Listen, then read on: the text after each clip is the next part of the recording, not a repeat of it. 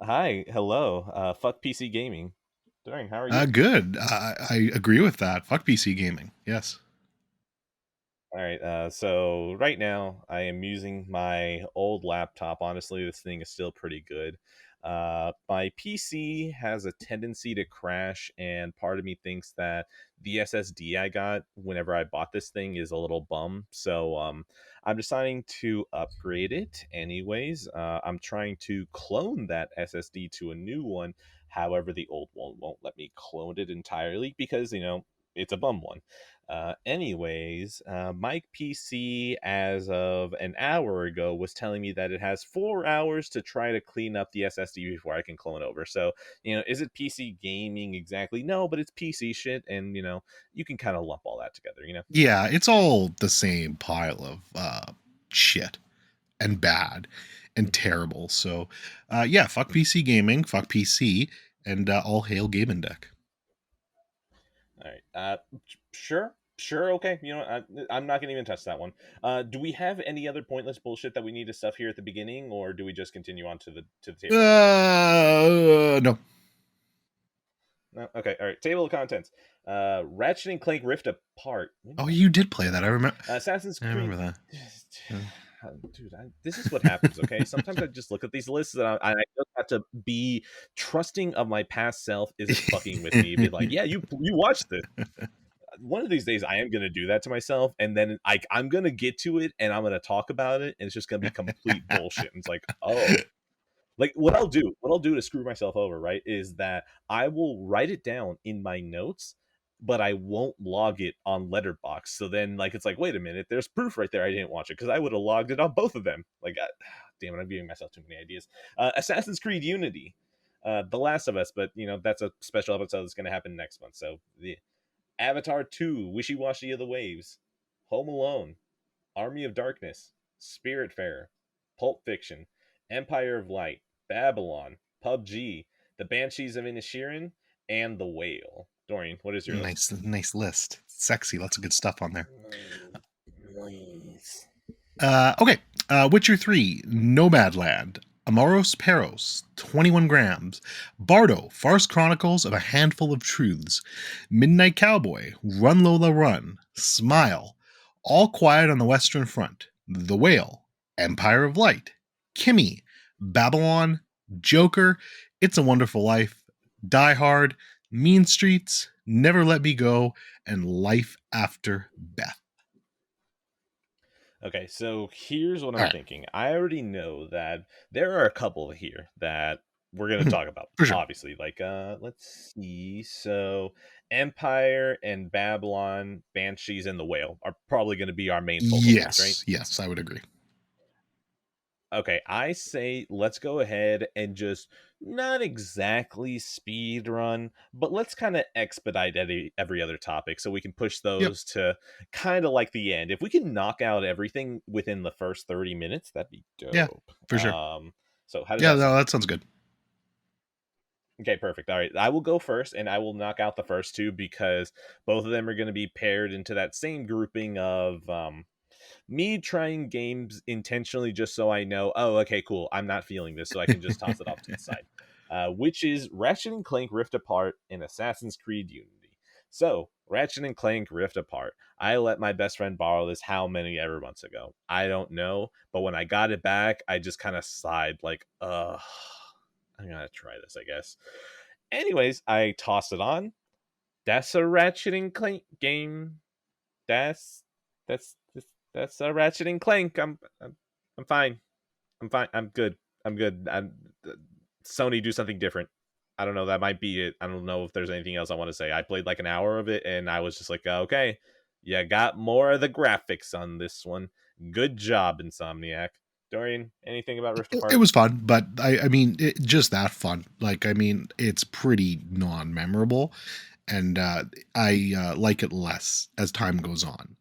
Psychonauts 2 came out that same year and is a superior platformer in every single way. So I just, if I'm gonna play a platformer from 2021, it's gonna be Psychonauts 2. You see, I was gonna make a joke about you being a Druckmann simp, and then instead you praise an Xbox game. So like, I don't really know what my joke is gonna be besides just describing what my mental process for a I joke mean, is it's gonna on be. PS4 too, Um, so.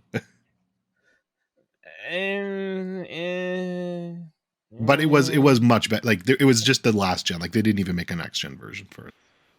no, I know, and there's Yeah, not even an yeah, HDR patch for it when the PS4 yeah. supports So the HDR. Xbox One was clearly the Um, superior version. Well, yeah, no, Psychonauts 2 on PS4 is like saying, yeah, Doom is on Switch, and it's like, basically, yeah. is it though? Is it? Anyways, Ratchet and Clank Rift Apart. My score is gonna be that's that Sony consistency, all right. Yeah, it was a 7 out of 10 for me. All right. Assassin's Creed Unity. I can't stop hurting myself. Although there was more reason behind this one than at least my brief foray into Assassin's Creed Rogue. Luck, a wonderful man, a wonderful man. I don't remember how long ago. It was a conversation months ago, or maybe even a year ago. Time is cyclical. It doesn't make sense anymore. He was like, "Oh man, Assassin's Creed Unity is the best one of the old style of Assassin's Creed games," and I just kind of went, "Hmm." So I picked it up for $10 on eBay. Sure, why not? And then I decided to start it, and you know what? Ubisoft games are like anime, okay? They can start off strong and make you think, oh my god, is this going to be the one that's finally different? And then no, it is the exact same as all the other shit. Good job, Ubisoft. You fucking did it. The way that this one tricked me is that this one, being the next gen Assassin's Creed game, it still kind of pulls off that feeling. It's like, oh man, look at those graphics. Oh man, look at the facial animations. By the way, the eyes in these games, the eyes actually were very pretty. Good job, Ubisoft. You did something right. And the music was actually good. And I was like, whoa, there's actual effort. I would have never guessed that Assassin's Creed Unity had effort behind it. Wow. And I'm playing it, and then at some point, it just sounds like they stopped playing music. And I'm like, oh, it's the exact same game as before, except no music.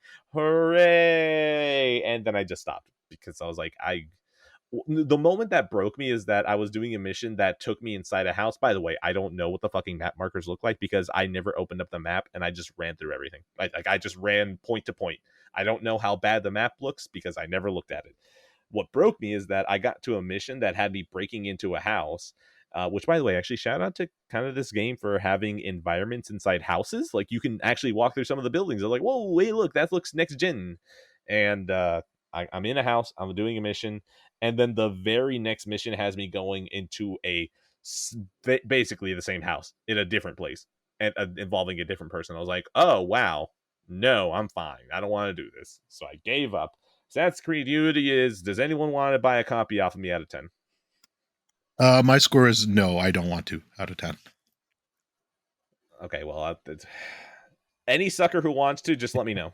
Your turn. All right, I'll bang out 3 right now. And not because I don't like them, but because I don't know how long this podcast is going to go for. But if it continues to go for, these will literally be there every single year.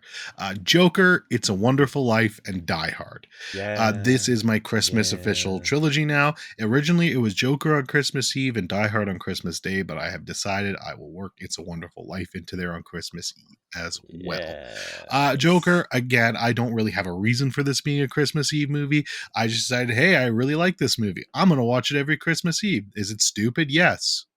Okay, great. We're over that now. Still love this. That's it. You can just finish the sentence right there. Still love this movie. Still think it's great. Fuck Joker 2. 5 out of 5. I cannot wait for Joker 2. I really can't wait. My best friend, at some point, he'll probably want to watch Joker again. And considering how gorgeous the cinematography is, or at least I remember the cinematography being very nice, and that it has an Atmos track, it makes you go, yeah, sure, why not? I'll watch it again at some point, and I'll probably be more critical of it this time because I'm not afraid that someone's going to go into the theater and shoot us because I'm watching it. That fear is really what drives a lot of it. Joker. Yeah. I will have a more accurate assessment at some point out of Awesome. 10. And let's see, It's a Wonderful Life. I didn't write it on my list because I knew you had it on yours. I still logged it on Letterbox because I did watch it. It's just that I didn't want to bring it up again because it's a great movie. I don't need to talk about it anymore. You were gonna bring it up anyway, so I didn't need to bring it up. It's a Wonderful Life. I actually showed my wife's family, and they all loved it, and I just got to enjoy the fact that I was being praised on my cinema choice for Christmas. Thank you. Mm. And that's it. That's all I got. It's a Wonderful Life, Kino out of 10. And Die Hard. I have nothing to add. Die Hard is great. Die Hard is fun. Ho ho ho! I have a machine gun, and I have a Christmas ornament that has a picture of John McClane inside, like this little metallic box, and a little light that is supposed to be his flashlight. No, sorry, not his lighter. It's a light that's there, that's flashing behind the photo to make it look like his lighter is flickering. It's very cool. It's very hard to describe without a picture. I probably brought this up last time that we talked about Die Hard, but whatever.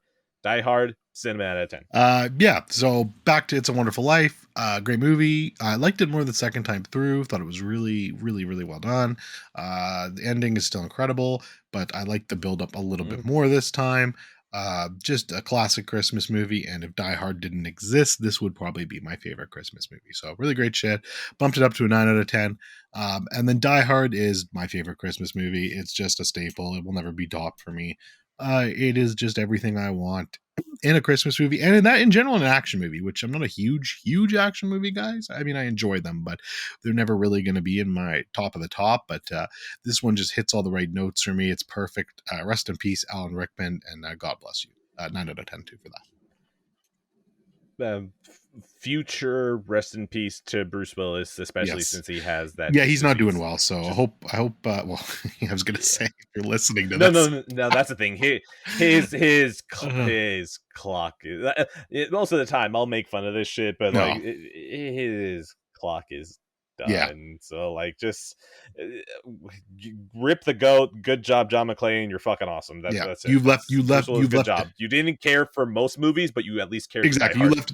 At least for the left first an one. impact in that, and if nothing else, you left an impact in that, and that will be remembered forever. So, yeah. Okay, but you know what we will hopefully remember him for? What's that? Die Hard 6 when his AI is starring in it. And I hope they make him star both as himself and his son. I'd watch it. I mean, I feel like it'd be highly disrespectful, but yeah, sure. I mean, he'd sign the rights away, so fucking. Yeah. I don't know. I think I'd pirate that one. I feel like I'd feel morally. I feel like it's moral to pirate that. This hypothetical Die Hard 6. Maybe, yeah. I mean, that's a good question. Listeners, write in and tell us what you think. Would it be morally correct to pirate Die Hard 6 if it starred Bruce Willis in a dual role as AI of him and his child? Let us know. All right. If you guys really want to, write in, write your answer over to smalldickenergy@getalife.com. And don't forget to check out the Patreon, patreon.com/passivepixels. Oh my god! Okay, so I guess we're launching that shit now. Let me get the domain. It's a Christmas miracle. I can't wait until our entire audience showers us with money. We made a total of $3. Yeah, I can't wait to get my cut. All right. In that same vein, I'm just gonna toss these two out here because they feel like they're good to go back to back. Home Alone and Spiritfarer. I don't know why. I just follow me here. Home Alone. My wife, she had never watched this, so she just never put it seen on. Home Alone. I was sitting there. Wild. Look, man. Look, it's hard to educate people sometimes, okay? Like I showed these people It's a Wonderful Life. I'm trying, okay? But like I can't dedicate all my time to showing all the old bangers, okay? Anyways, hadn't seen Home Alone, puts it on. I'm sitting there. Home Alone. There's a good movie. I can't believe that no, either joke that I would say is played out. I was gonna bring up Jigsaw. That was one joke, but then the other one was gonna be a Skyfall joke, and then I just like I'm just gonna abort. I don't really want to bring up the same old jokes. Home Alone, that there's a good movie. I'm gonna go ahead and give that please lock Joe Pesci into a room and tell him that every time he curses, he gets shocked at a 10. Home Alone's great. I always like I have the 4K for it, and I watched it out of season this year. But I always want to fit it in Christmas. I just don't know when. It's because there's just other things that have a higher priority for me. Great movie though. I really do like it, and it's definitely one of my favorite Christmas movies. So you just can't go wrong with it. It's an 8 out of 10 for me. Shout out to that music though, like John Williams. Oh yeah. This man just cannot not No. heat. Like he can only heat. And just because we mentioned it, the Skyfall Home Alone segment is good. People are wrong if they don't like that. I mean, if people actually use that as a criticism, commit death, okay? Whether you're Jesus. Okay, that might be a No. Commit death. Right. Like right now. Wait. I mean, if you're already listening to this give them show, a minute. okay, Let them commit death. Okay. Are you dead now? Okay, go. So we're not giving them the full. No, they should be dead by now. Like, come on, just take the gun, bullet, boom, you're gone. Good, go. I forgot what it was that I was watching that someone tried to. Okay. So fuck it. We're gonna take a quick tangent here. My wife has been watching Cheer. Cheer. Just follow me here, okay? This is gonna be a weird road. You won't know where it's gonna end up. Anyways, it's a Netflix show, so like okay, yeah, we've got a barometer of quality already, so keep going. Okay, anyways, so this isn't on the list because I did not sit down to watch it. I've been tangentially walking by and then catching glimpses of it. It's a very just desaturated somewhere between reality TV and documentary, because this is stuff actually is real, like it actually happened, but the way that they frame a lot of the show feels a lot more like reality than documentary, and I don't really know how to explain it beyond that. It's about a Texas cheerleading team in like one of the small towns in Texas. It's not like a Dallas or a Houston or San Antonio. It's like if you've seen Red Rocket, a town like that, or maybe actually even a little bit bigger. Anyways, it's just about them and going to their competition, etc. Blah blah blah blah blah. And it seems that every single kid that they have has just the worst problem possible. Like, honestly, I think maybe that's why it feels like reality, because it reminds me of American Idol, how every single person who would go to American Idol, it's like, I've been sleeping under a bridge for 37 years. I'm only 17 and I'm here to sing and hope that I can get a record deal so I can stop eating my friend's farts for substance. And then you got Paul Abdul over there crying because he's like, oh my god, look at such a sad story. Like it feels like that because every single person here has a sad story. Anyways, the reason I even bring this up, right, is because it reminded me of where I had seen the someone trying to hang themselves. So season, I think one of the characters, well, whatever. Okay, I'm gonna bring up why I brought this up, and then I'm gonna go a little bit extra into the show because it was something that I wasn't expecting for season 2. Anyways, one of the characters was like, "Yeah, man, I got so sad that I tried to kill myself," and he was telling a story about how he got a rubber hose and he tried to hang himself, and he's like, "But as soon as I tried to hang myself, I was too heavy and I broke the hose," and I was like. I know it was meant to be a comedic beat, but holy shit, did I start dying of laughter at the image of that. Someone just like really sad, and then they use a rubber hose and they try to hang themselves, and it doesn't work. In that same breath, then my wife and I started joking. Just imagine if this man, like, he hung himself. He failed because of his weight. He went to the gym and got like super jacked for an entire year, and then hung himself. He's like, "Nah, man, it's not gonna happen again." Um, Anyways, now getting to the wild part about the show. So season 2 happens, and it's about the same team, except it's not really about the team going to a competition. It's about the team dealing with the fame of season 1. And then because they filmed it before COVID, now it's a show about these people dealing with the fame from the previous season while also dealing with the effects of COVID after in college. and just how that ruins their college experience. It's like, oh, hey, that's actually really different now. This is a show about cheering, and now it's a show about COVID's effects on college students through cheer. And I was like, oh, that's actually kind of interesting. I didn't sit down and watch it, so I didn't add it, but now here it is. I've wasted so much time talking about cheer, way more than it deserves. I'm not even going to give it a score because it doesn't count. Do you want to say anything? Home Alone, 4 out of 5. Okay. Spiritfarer. Spiritfarer. This is the next game that I tried along the list of, okay, is a video game gonna make me feel? Spiritfarer, I enjoy it. It's pretty chill. It's a game about resource management and going down. It's a very chill game. You're helping spirits with their last wishes so then they can die properly. The art is very pretty. The music is very chill. I'm What? just thinking, hopefully you can help the fat guy who tried to hang himself.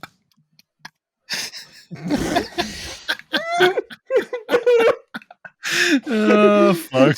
Listen, I need better rope. Please go collect 3 wood. All right, sorry. I couldn't keep that thought away. Oh, that's so good. That's so good. Oh my god. What if he helping people die was just like constantly like, I need bullets. Go buy me some Sounds like bullets. a good game, man. Somebody should make this. I'd play it. Oh my god. Okay, what would be the name? It had to be a play on Spiritfarer. So like Spirit Taker? Yeah, that would work. Yeah, I'd All right, play perfect. We're definitely not going to get sued. it.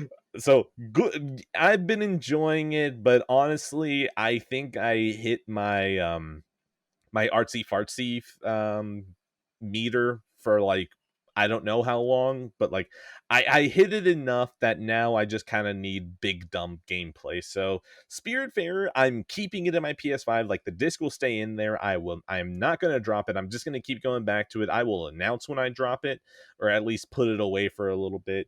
So that is there. Oh, in that same breath, I didn't even add it to my list. Bastion. I've been playing Bastion a little bit on the Vita. That's a fun game. It's good on Vita. I haven't been playing it that much, but like again, both of these games, even though they've been put on pause for a little bit, I'm gonna get back to them. That's it. The Vita, you Spiritfarer Bastion. Nothing. Bastion's great. Great game. Yo, great game. Glad you're playing it. Spiritfarer, I know Poot Sims for it. Maybe one day, but I don't know. We'll see. All right, music good. Okay, All right, I'll your turn. bang out 3 here again. Unfortunately, I'm going to do these a little bit dirty with the time, but especially because you haven't seen any of them, whatever. Alejandro Gonzalez Inarritu, got three more of his movies. I'm sorry for butchering your name, sir. We've got Amores, Perros, 21 grams, and Bardo, False Chronicles of a Handful of Truths. I'll start with Amores, Perros, and 21 grams, mainly because these are the final 2 of the Death trilogy that started with Babel. Again, they're not actually 3 movies. They're just, spiritual trilogy. Spiritual the trilogy. thematic trilogy from the same thematic trilogy from the same director. Amores Perros is fantastic. I really, really, really love this movie. This is definitely a Criterion pickup for me, which I didn't even know was in the Criterion collection until Sam told me. So it's like, oh, awesome.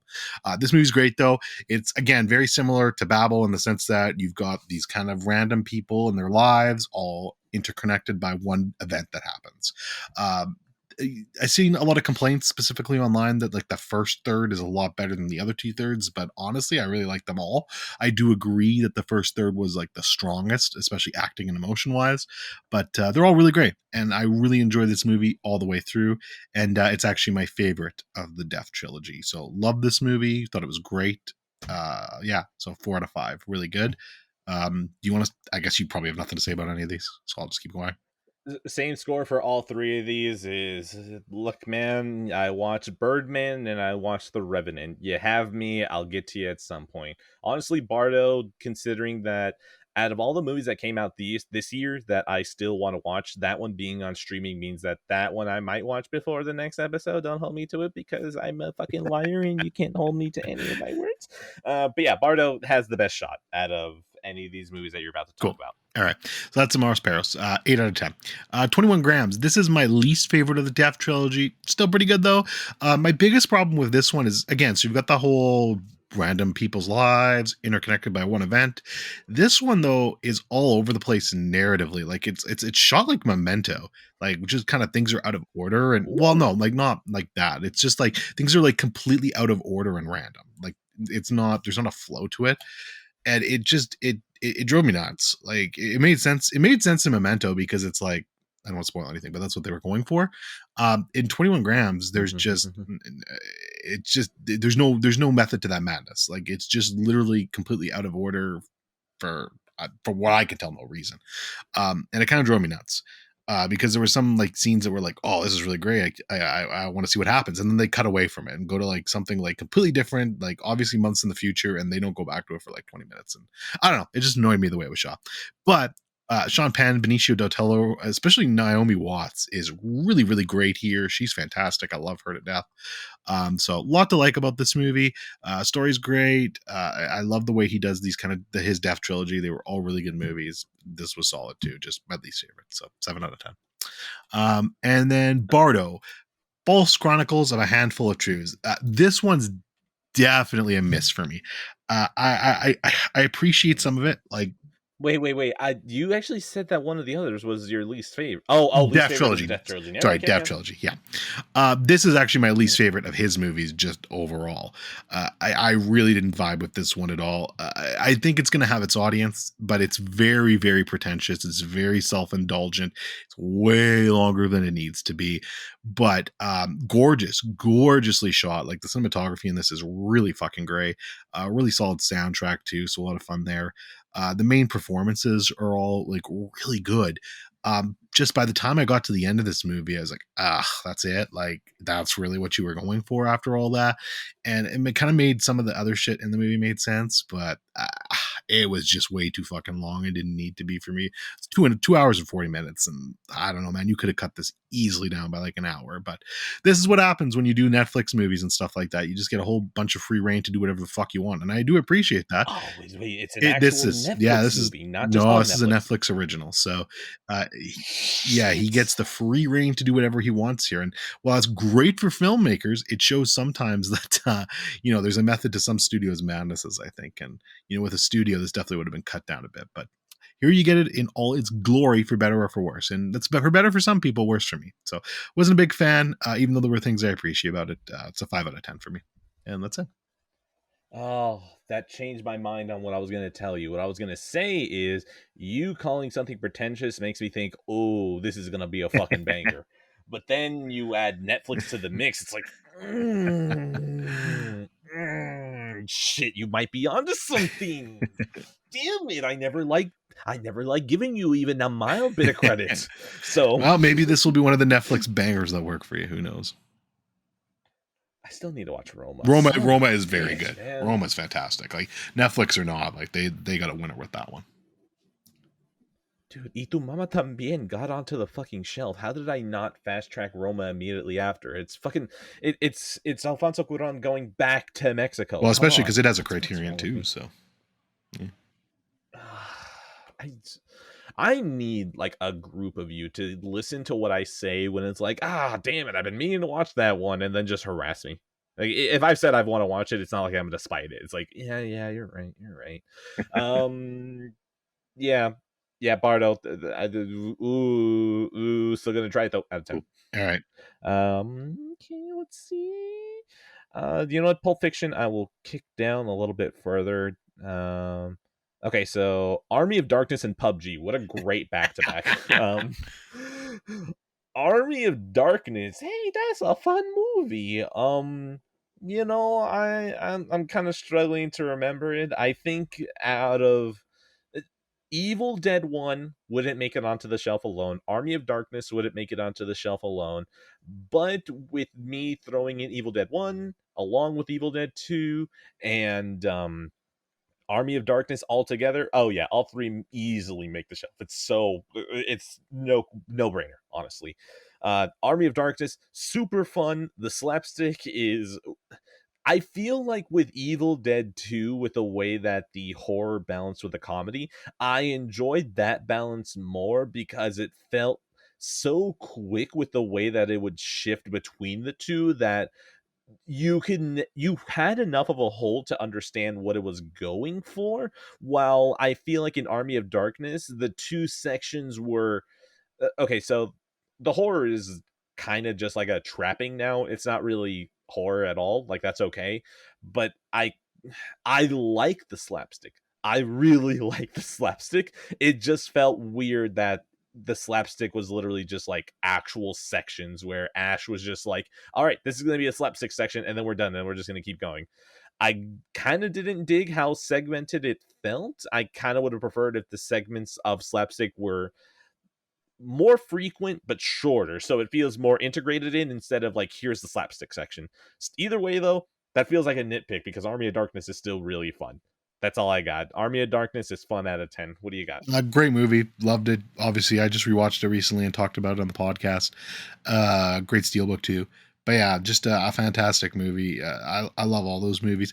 I'm really, really excited to rewatch Evil Dead because it's actually I've only seen that one once, and I have it ranked as my least favorite of the trilogy. I think it's going to change. I think I'm not giving that movie enough credit, so I'm very excited to rewatch that. But Army of Darkness is just a fun time. It's probably one of the most quotable one-liner movies ever. Like it's just gold. So great Yeah. shit. Love the movie. 8 out of 10 for me. By the way, the ending of that movie is gold. Which I one? fucking Which love which that one did ending. you get? Arm uh Spoiler quick. I I'm curious. watched no. Wait, okay, do I actually have to describe it because I just watched the 4K? I Like think that was the okay, theatrical the cut. theatrical. Okay, then never mind. You're good. Okay, I'm just curious because that movie has so many different fucking endings. So I just wanted to make sure that. No, I'm not like look, if you put it on the 4K, that's Okay, what I'm yeah, watching, okay. okay? Then okay. That is a great ending. Yeah. Like that's the thing. If I've watched the other versions, I will go insane and just be like, "This is the right one. Why did you put this one on 4K? Look! I'm going into this clean. I'm going to save myself any of the potential headache or heartbreak that I could have in realizing this cut is on Blu-ray, not in 4K." Like, look, I already have enough seethe probably with Watchmen for that one, so it's like I'm good. I'm never doing that. Shout out to me, probably never going to watching Doctor. God, that sentence was terrible. Shout out to me never watching Doctor Sleep because the director's cut, which I've heard is better, is stuck on the Blu-ray and the theatrical cut is the 4K. Shout out. Just never gonna watch that movie now. Yeah, Army of Darkness. That's a fun movie. Shelf out of 10. The other one that's on here, PUBG. So you remember how I said that Spiritfarer, I kind of hit my limit for artsy fartsy for however set of time. PUBG. You know, we got a mutual friend. His name is Shane. He's a poor boy that we just kind of wish we could get help for, but we just can't afford it under this economy. He do be getting addicted sometimes, and we just kind of wish, like, Shane, put down the Destiny, please don't play that. And he one of his other addictions, one of his healthier addictions, is PUBG. Uh, he keeps talking about it, and I was like, you know what, PUBG, I kind of feel like I need a battle royale in my life, so I was jumping back and forth between PUBG. I don't think I was playing Fortnite because I was like, I know what you are. I don't feel like I'm in the mood for you. I was playing a little bit of Warzone, and I was like, I don't know, man, this isn't doing it. PUBG, I was playing solos, and every time I die, I wouldn't even see my health go down. I would just be walking, and then boom, immediately fucking dead. And I'm like, I don't know what happened. And then I realized, oh wait, you play these games in squads. You don't play solos. So I tried solos in Warzone. I was like, this is a little better, but this isn't clicking. But PUBG and squads, I was like, oh, there's the fucking game. There's the game. PUBG, still jank as hell, but still really fun. I got a small anecdote that I want to share because it was funny. I was playing squads. They matched me with only two people. It was just three of us. They didn't match us with a fourth. Awesome. One guy dies. He takes me somewhere completely different. Oh, now I remember. We got into a car. We drove up to a mountain and we started bullying three guys that were on that mountain. We were just drive-bying and pissing them off. At some point, he drives up the mountain. We start fighting these dudes. He damaged them. He damages two of them enough. So I basically wipe the entire team. My teammate dies, whatever. I grab all my stuff, I run out. I find a motorcycle and I start going after my other teammate. It's like, okay, cool. Like, we're going to group back up. As I'm getting to him, I see him get shot by one dude, and then that dude's teammates start swarming me. I'm still on my motorcycle. I drive away, get a little bit of damage. I'm like, okay, don't worry. I'm far enough away from my motorcycle. I'm completely fine. So I start turning, I start braking, and I'm like, all right, let's jump off the bike and start healing myself. The moment I jump out of the bike, I'm still moving too quickly, and I die immediately as soon as I touch the ground. It hurt me so much. It was like 7 people that was left, so I actually had a chance, and I blew it. But in that same breath, another situation where it was me and 3 people. I think at some point I got separated from the 3 of them. All 3 of them die. It is literally me. There's like 60 people left, so I'm just playing this match alone. I get to the end, and it's 9 people, and I'm just crawling in the ground. I can hear the 2 teens that are still alive just fighting it out. I see the numbers dwindling, and I'm like, all right, cool, let's keep crawling. And then it gets to 7 people, and then I blink and I won. I've done nothing. I'm still literally laying in the ground. Both teammates ended up killing each other, and I'm the only one that's left alive. So the game just like, well, you won. You're the last one alive. That's it. PUBG fun. If you want to play PUBG, let me know, because I'm jumping in at random hours. PUBG fun out of 10. Yeah, never PUBG out of 10. That's it. It's free. Did we mention that Shane was actually your alter ego? Have we ever mentioned that on the podcast? No. We'll keep the schizophrenia off the podcast. I think I don't want people to. Are you sure? I don't want people to judge me too hard. Are you sure that we're keeping schizophrenia out here? Somewhat, as much as we can. I'm gonna flip the switch back to your head so then we can play PUBG. You're gonna have to flip it hard. All right. We're gonna flip hard. Okay, I'm gonna. Oh, I guess so we can just mention it. Last of Us, I finished it. It's off the list. That's it. Okay, that's it. Time's up on there. Yeah, special episode. All right, I'll bang through another 3. Kimi, Life After. I can't fucking talk. Life After Beth, and Smile. We're gonna bang these out quick. Kimi, this is directed by Steven Soderbergh. I know nothing about it other than Zoe Kravitz in here and Bonk. This movie was bad though. This movie is really, really bad. It was boring. It was not particularly shot well. The movie was about COVID, and I don't know. I didn't find that. Like I liked Help last week, which was about COVID, and that was great. This one though wasn't nearly as fun. Yeah, I got nothing, man. This movie was just really boring. It's just a bog standard thriller that seems like it was made to appeal to like throw on in the middle of the afternoon and just ignore. I hated it. 2 out of 5. I'm never gonna think about it out of 10. This is the last time. Life After Beth. This one I only watched because Aubrey Plaza's in it. I actually enjoyed this one more than I was expecting. Yeah, big bonk. I enjoyed this one more than I was expecting, honestly. It was kind of fun. John C. Reilly was here too, and he was having a good time. Fucking Anna Kendrick's randomly in this movie, which I don't understand, and she's barely in it, but she's in it. About a guy whose like girlfriend like dies and comes back to life as a zombie. It's fun. I mean, it's not. Who hasn't been there? Yeah, honestly? No doubt. It's not going to win any. It's been a while since I've made that joke. I can bring it back. It's not going to win any awards, nor should it. It's perfectly fine. I had a fun time with it. I'll never think about it again after. 3 out of 5. All right, continue. Yeah. Aubrey Plaza, bonk out of 10. Smile, bought the 4K. Smile, sweep, 4 out of 5. One day I'll watch it and not tell anyone just so I can bring it up and just start calling you stupid for like 20 minutes straight. Fantastic. All right. How many do you have left that are on main topics? All right. Okay. Let me see. Okay. 1, 2. There are 2 left that we don't share. Okay. I have 7. So should probably how we keep doing this. Go ahead, thanks. I'm gonna keep going. Okay. Let's do The Witcher 3. And look, here's the thing about The Witcher 3. This is gonna be Okay, yeah, you eating your words. Yeah, go for it. I love this. This is going to be a long fucking game. So I as much as like I am kind of shortchanging this, I'm not, because I'm going to talk about it when we have more time, and there's a lot to talk about still of this game. But Cliff Notes, it's really fucking good. I like it. It's great. It's old timey mystical at its finest. It's really solid stuff. Cope. It's great. Look, my biggest issues with the game so far, it runs like shit. I've had so many fucking crashes with this game lately, and it's really fucking annoying. Playing on my Gym Station 5, and the crashes are getting really fucking annoying. So that's annoying. Uh, This is their revenge. Clearly. And the map GPS thing, it sucks. Like, I don't understand why nobody seems to mention that. Everyone shit on Ragnarok for it, and rightfully so. I mean, it doesn't have a great map system. This one's fucking bad too, man.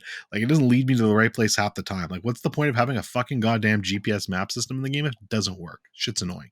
But beyond that, the story's incredible. Like, I'm so hooked into the story right now. The world's really great. And when it's not crashing on me, I'm getting really immersed into it. I think it's fantastic. It's one of the better narrative games I've played in a long time. So really great stuff. Really excited to keep going with it. And I will definitely talk about it more in the next episode. So really great so far. And that is all I have to say about The Witcher 3. You know, I was kind of ready to start the game along with the rest of you because I have it for free on PC somehow. I don't exactly even know how. I have no idea. But then Nerd, the host of Complete Edition, a much better podcast than this. Um, there was a while back when he was shit talking Halo, and I think one of his favorite games is The Witcher. So, out of spite and for my boy Master Chief, I threw away my copy of The Witcher, and after that, I was like, I'm never going to play this game. And that's the thing. It was enough time had passed that I had forgiven it. But then when he brought it up, it's like, well, now you've just reignited my purpose in this. So, Witcher, sorry, get fucked. Who knows if I'm ever going to play it at this point. And I think what'll happen is that I think it's going to be a cycle where I soften again. And knowing how Nerd is, he's going to bring it up again because of just how sometimes he lacks awareness, and then I'm gonna spite it again, and then the cycle continues. So yeah, Witcher. Who knows? Out of 10. Cool. Fair enough. I always support a spite. So you have my full support there. Mm-hmm. Okay, I'll do another few here because we got to catch up. Mean Streets, Mean Streets, Yeah. 1973. Martin Scorsese, his blueprint for Goodfellas. This is exactly what this movie is, a blueprint for Oh early boy. Goodfellas. Robert De Niro, Harvey Keitel's in this. It's solid stuff. Is it lower tier Scorsese? Yes. Is it still great? Yes. So, I mean, there you go. Take it as it is. It's definitely a blueprint for Goodfellas and with all his crime movies to come. It's not quite fully realized there yet, but you can definitely see the brilliance there early on. There's still a lot to love with this movie. It's Scorsese. What the fuck do you expect? So, great stuff. Still really enjoyed it. 7 out of 10. Marty's the best. There you go. All right, so continuing, yeah, I'll throw it in here. Sure. I'll throw it in here because there are two topics that I was going to give a little bit of extra time to because I think they deserve it. So I'm going to throw in here, continuing a little bit of Harvey Keitel action, Pulp Fiction. Um, this movie's incredible. This movie's fucking perfect. If there were ever two movies, that's the thing. I was always ready to say that if there was any Tarantino movie that would get tossed in the Criterion Collection, it would probably be Inglourious Bastards. I am now changing my answer to Pulp Fiction. Pulp Fiction feels like it would be perfect in the Criterion Collection, and it would be a very nice badge of honor for this movie, considering how it did break down the door for how people consider indies in the 90s, and it would be a good tribute to a director that is absolutely important in its fabric. Pulp Fiction is fucking awesome. The dialogue is perfect. Sometimes you just forget that if there is a person who just understands the word cool, it was Tarantino in the 90s, because this man could just make the most minor of actions and dialogue sequence into just coolness perfection. And I don't know how he even does it, man. Pulp Fiction is just such a miracle of a movie. This thing is so efficient that even at 230 or 220, if you told me this movie wasn't a hair over 140, I would believe you straight up. So yeah, Pulp Fiction.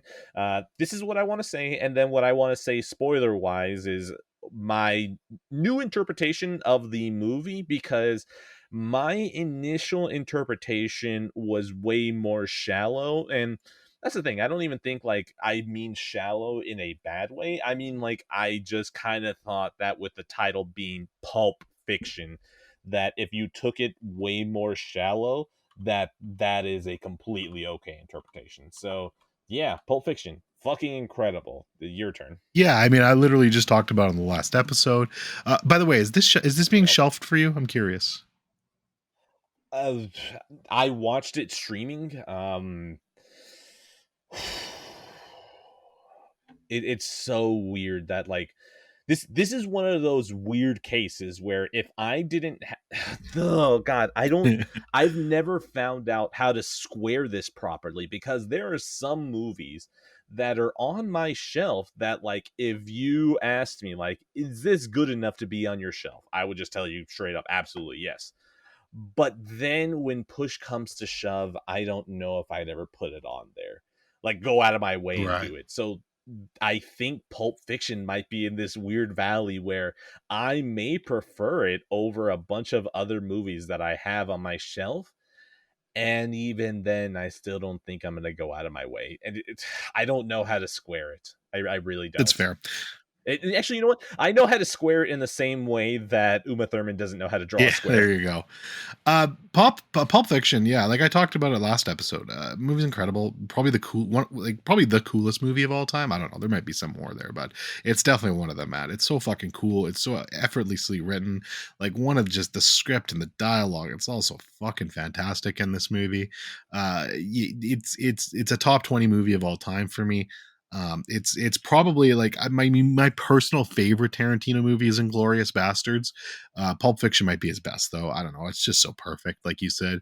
It's just you want to talk about cinema. Ooh, which one's his It's cinema, best? and yeah, if you're gonna put one of his movies in the Criterion Collection, I wouldn't argue that. I think Pulp Fiction is absolutely the right choice, and that is the one that you would put in there because that just showcases everything he's about, and it's perfect. And I don't think anyone would argue that. So great fucking movie. Obviously one of the goats for sure. 9 out of 10. God, 10 out of 10. Excuse me. that's so weird to think about. Best. God, what would I?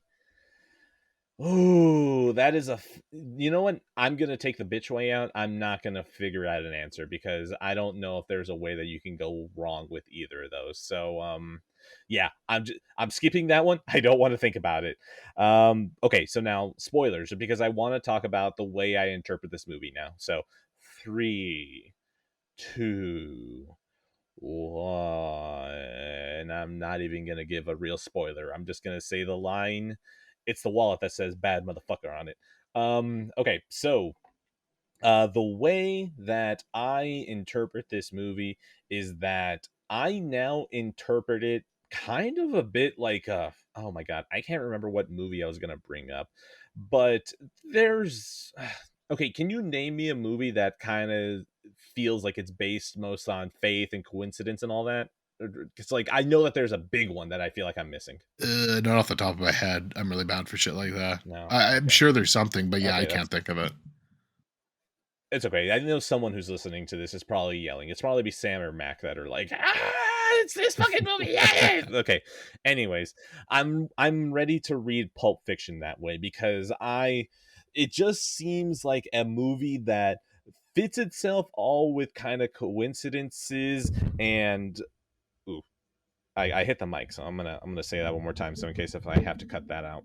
It's a movie that feels like it's all about kind of coincidences and chance and fate and kind of following your gut feeling about stuff.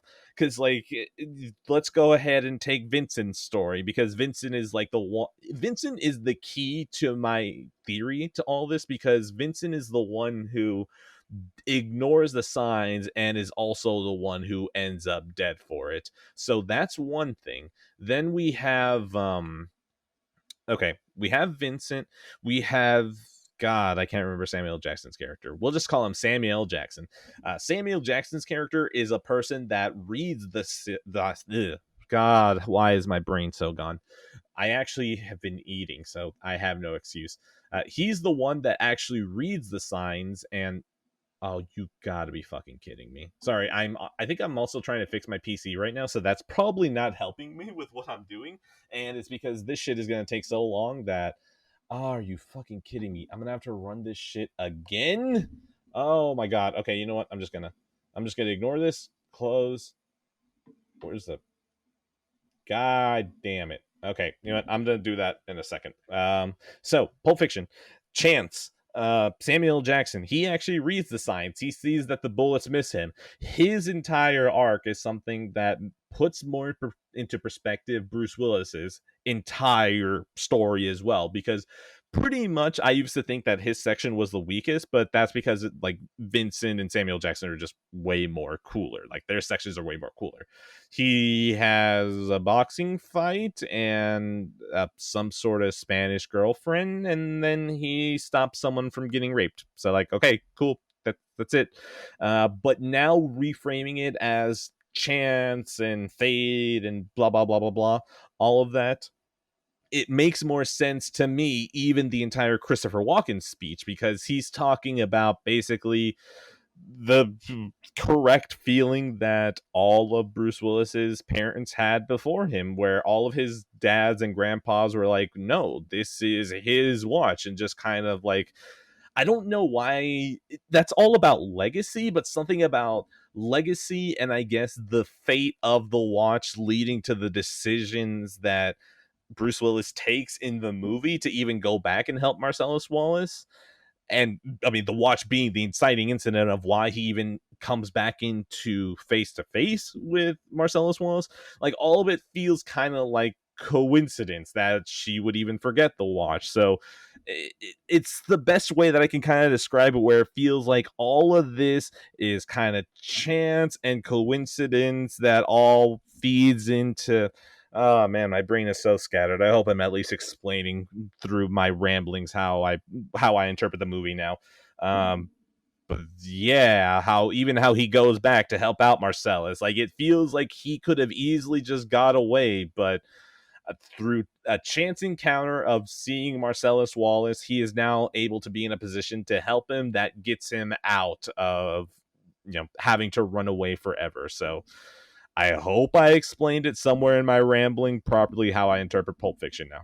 Yeah, no, I think you definitely did. I think Pulp Fiction, I think like you kind of said earlier, the cool thing about Pulp Fiction is I think you can just look at that movie at a complete base level, have really no major interpretation for it, and just kind of watch the scenes and enjoy it and come away with a fucking fantastic time. And if you want to dig deeper, you can dig deeper.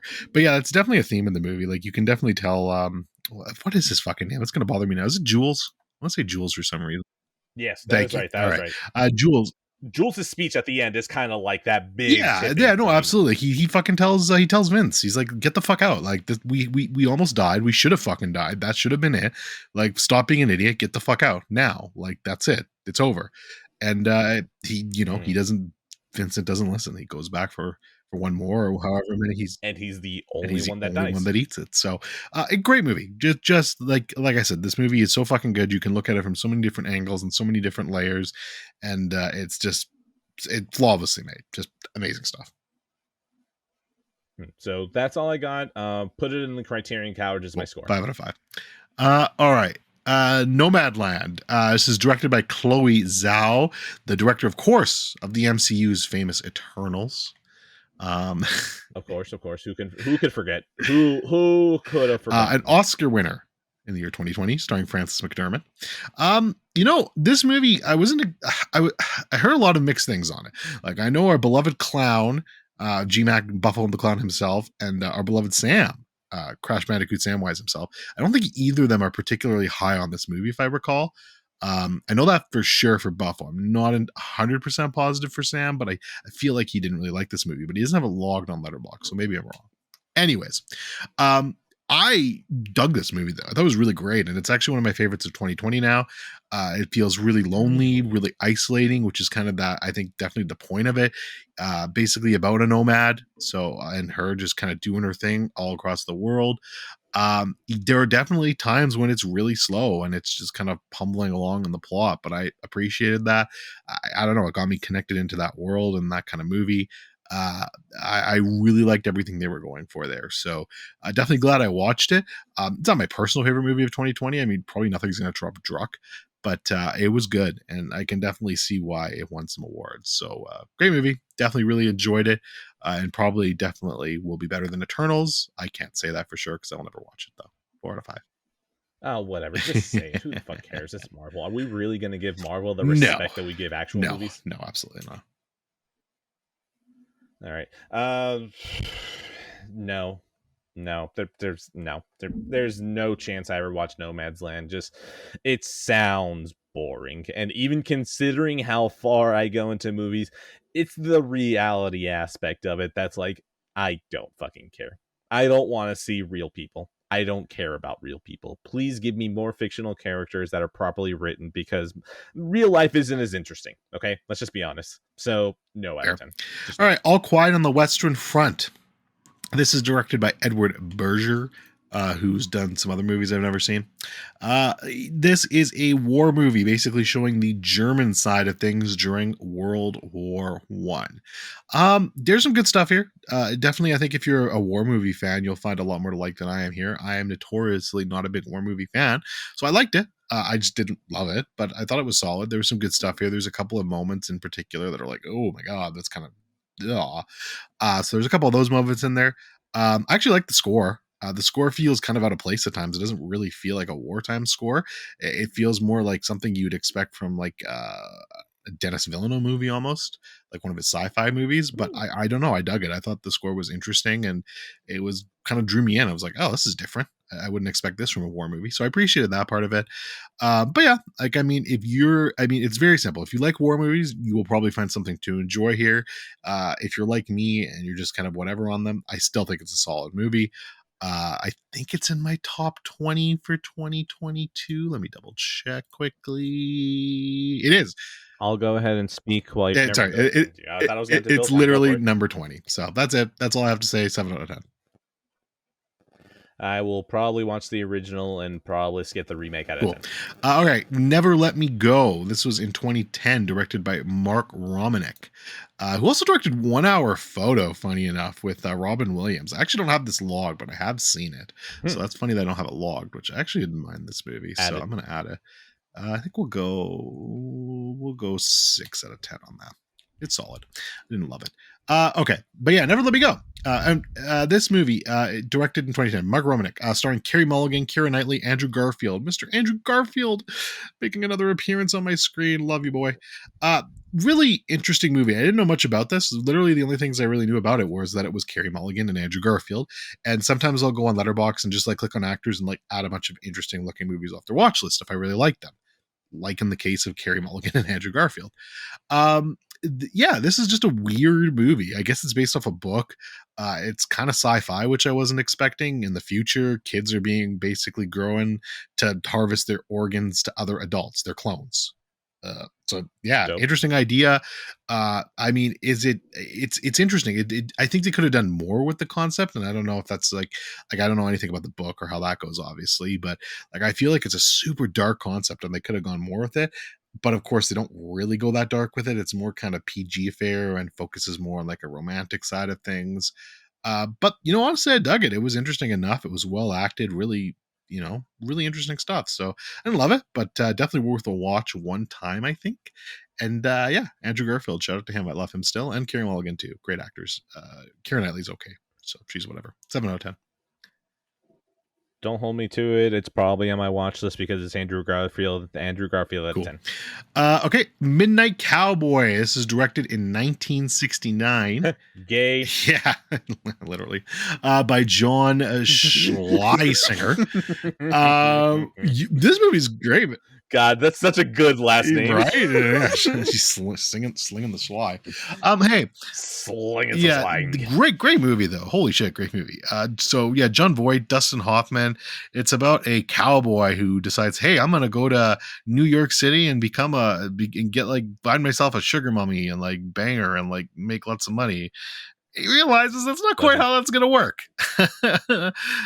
Yeah, and he oh, goes in a different direction. But hey, great movie. I really like this movie. The character like John Voight and Dustin Hoffman play off each other so well in this movie and just carry each other. And it's really really well made in that regard. Just a classic. I can definitely see why this got so much attention at the time. And it feels like pretty risque stuff for 1969. Just realized it was oh, it is. 1969. Yeah, it is. That's Um, real. Oh yeah. Definitely. I mean, it's perfect for the year. Yeah, like you Yeah, just said. no doubt. But yeah, so definitely one worth watching, I think, for everyone. It's a classic and deserves a lot of love. So 8 out of 10 for me. Um, yeah, I'll probably watch this one at some point. Who the fuck knows when? But I've had my eye on this one for a while because I think it might be the only rated X movie to have ever won Best Picture or nominated. I don't remember. It's one of those two, or maybe I'm getting that mixed up. But yeah, this one I am curious about. At this point, I will watch it. Who knows when at a Fair time. enough. All right, and then I have got one more here before we go, and that is Run Lola Run, and this is directed by Tom Tykwer, in 1998, by Tom Tykwer, and stars Franca Potinent. I'm saying her fucking name wrong. Funny enough, she's had a Sure, big career yeah, in a that lot of guy. different shit. So shout out to her. And Bonk in this movie. Holy shit, Bonk. But anyways, this movie, holy fuck, this movie is good. This movie single-handedly makes me angry that we did not get the Sony Classic 4K collection out here because this is in it. And I'm really pissy that I have no way to watch this in 4K now because this movie is so fucking rad. Very reminiscent of Crank, which obviously Crank I think borrowed a lot from this. But yeah, it's just a nonstop, very tight. I think it's 80, barely an hour and 20 minutes. Just nonstop about this girl who's got to go save her boyfriend, and she basically sees it playing out in a bunch of different ways. But this movie is just great. It's like I said, action packed, well acted, somehow leaves things open to interpretation, and has some deep moments in it. Uh, I was blown away by this movie, and I love it. It's great. If we're talking about favorite action movies, definitely this one's up there for me. Just fantastic stuff. Um, Run Little Run. If you, God, why are we having so much problems with words? Words are difficult. Um, so, oh, my fucking brain again. Run Little Run. If you want to watch it in 4K, I could probably let you borrow it the same way that I let you borrow Midsummer, just because that's how I bought the Sony collection, like I mentioned last episode, and I did get my refund for it. Thanks, Best Buy, for screwing up. So I have it. If you want to borrow it, that's okay. I don't know when I'm gonna watch it because I still need to get through the Columbia pictures. Because every time that Sony puts out a collection, my brain goes, okay, so yeah, I mean it's in the house though, so that gives it better shots than a whole bunch of other stuff. So get into it out of 10. Cool. And yeah, I'll definitely consider that because movie rocks. 9 out of 10. Great shit. Everything I have left is something we share. So that's it for me.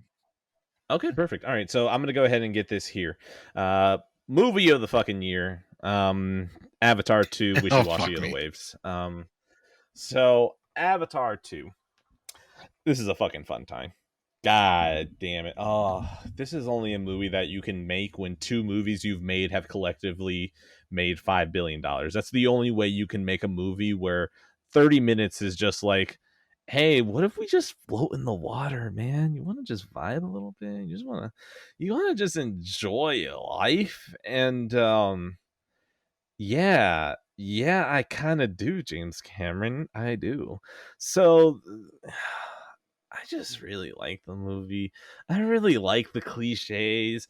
I like the fact that it just goes so ridiculous sometimes, and the movie just goes, what are you going to do? You're going to complain about it? you're just falling into my trap right there if you're complaining about it, because I know boldface what I'm doing, which is I'm giving you cliches and I'm giving it to you. Not even like I'm so done of the Marvel thing of like we're winking and nodding while letting you know that we know what we're doing is stupid. Oh, can we change the superhero name? No, this movie goes, no. His name is Jake Sully, and that's his name. You got a problem with it? And it's like, oh, okay, all right, yeah, we're just gonna take it like that. Let's go. Um, I, I'm just gonna say this just because it's very insulting and I believe it. Avatar 2 was tapping more of my parental brain than the fucking Last of Us did, which is father daughter. Like it's literally right there. This movie was clicking more of my brain with my parental worries. So shout out to this movie. Okay, I haven't spoken about this because I wanted you to hear this live, which is that the high frame rate. High frame rate probably belongs in the same trapping that 3D does, which is that most people are going to misuse this. Most people misuse it. Cameron, Cameron, I would say 25% of the movie that he is using high frame rate, I am kind of like, oh God, why did you do that? And then there's 50% where it happens, and I'm just like, okay, yeah, that happened. Yeah, that's fine. Yeah, I have no problem with that. And then there's 25% where I'm like, oh shit, that's actually pretty dope. So that means that for a good portion of the movie, I could do without it. So I'm ready to accept that HFR, even James Cameron couldn't make it work entirely. Is it going to be an issue for me? No, absolutely not. If even the next movie, I'll probably watch it in HFR because James Cameron is a man that I'm willing to give an insane amount of chances to. So if you tell me that it didn't work out the first time, that's fine, baby. You want to try again? Oh, you want to try 3 more times? You want to try 7 more times? I'm right there for you, okay? Because I'm ready to run this movie series into the fucking ground. Let's go ahead and Joe, because I'd like to believe that James Cameron is going to book author this where he's going to get to the end, he's going to die, and then other people had to finish it, which means that his sterling record of his time with Avatar is going to be golden, and only when other people come in are they going to fuck it up. So yeah, Avatar 2, that's just, oh my god. I wish this movie was 4 hours long, and I just kind of wish that the 30 minutes of just floating in the water was like an hour and a half, because that shit was so vibey. The music is so good. I love that James Cameron probably threatened the composer to be like, you are going to sound like James Horner, or I'm going to stab your family in the throat in front of you for every note I don't like that you play. So get to it, because James Cameron's a psycho person like that. But yeah, oh my god, I'm totally gonna go watch this one in theaters again. Oh my god, I need to figure out when's the proper time to go out and watch it again. It's just a good movie. I just really enjoyed this. Avatar 2. God damn, I want that 4K out of 10. Yeah, no, just no to most of that. I will say this. I will say this. I have softened my stance somewhat. So if somebody would like to pay me money, my email is nazzy.fan.88@gmail.com. Feel free to email me, Okay. and we will figure out a way for you to pay me money, and then I will go see this movie in theaters. Otherwise, I will be watching it in on Disney Plus when it hits eventually, and I'm very content doing that. Avatar 1 didn't do much for me. I have heard Avatar 2 is more of the same. I don't get it, but hey, people like it. What am I to say? I knew it was going to be a huge financial success, and it is a huge financial success. It is what it is. Give me fucking True Lies on 4K, Jimmy, and then I will ignore what you do for the rest of eternity, and I will not shit talk it anymore. That is a promise. There you go. I want you to know that everything that you said about Avatar, I'm going to bring this back up. Everything that you said about Avatar, just imagine if you were like, oh my god, Dunkirk, oh my god, all this, and then someone said, I'll just wait until it's streaming on HBO Max.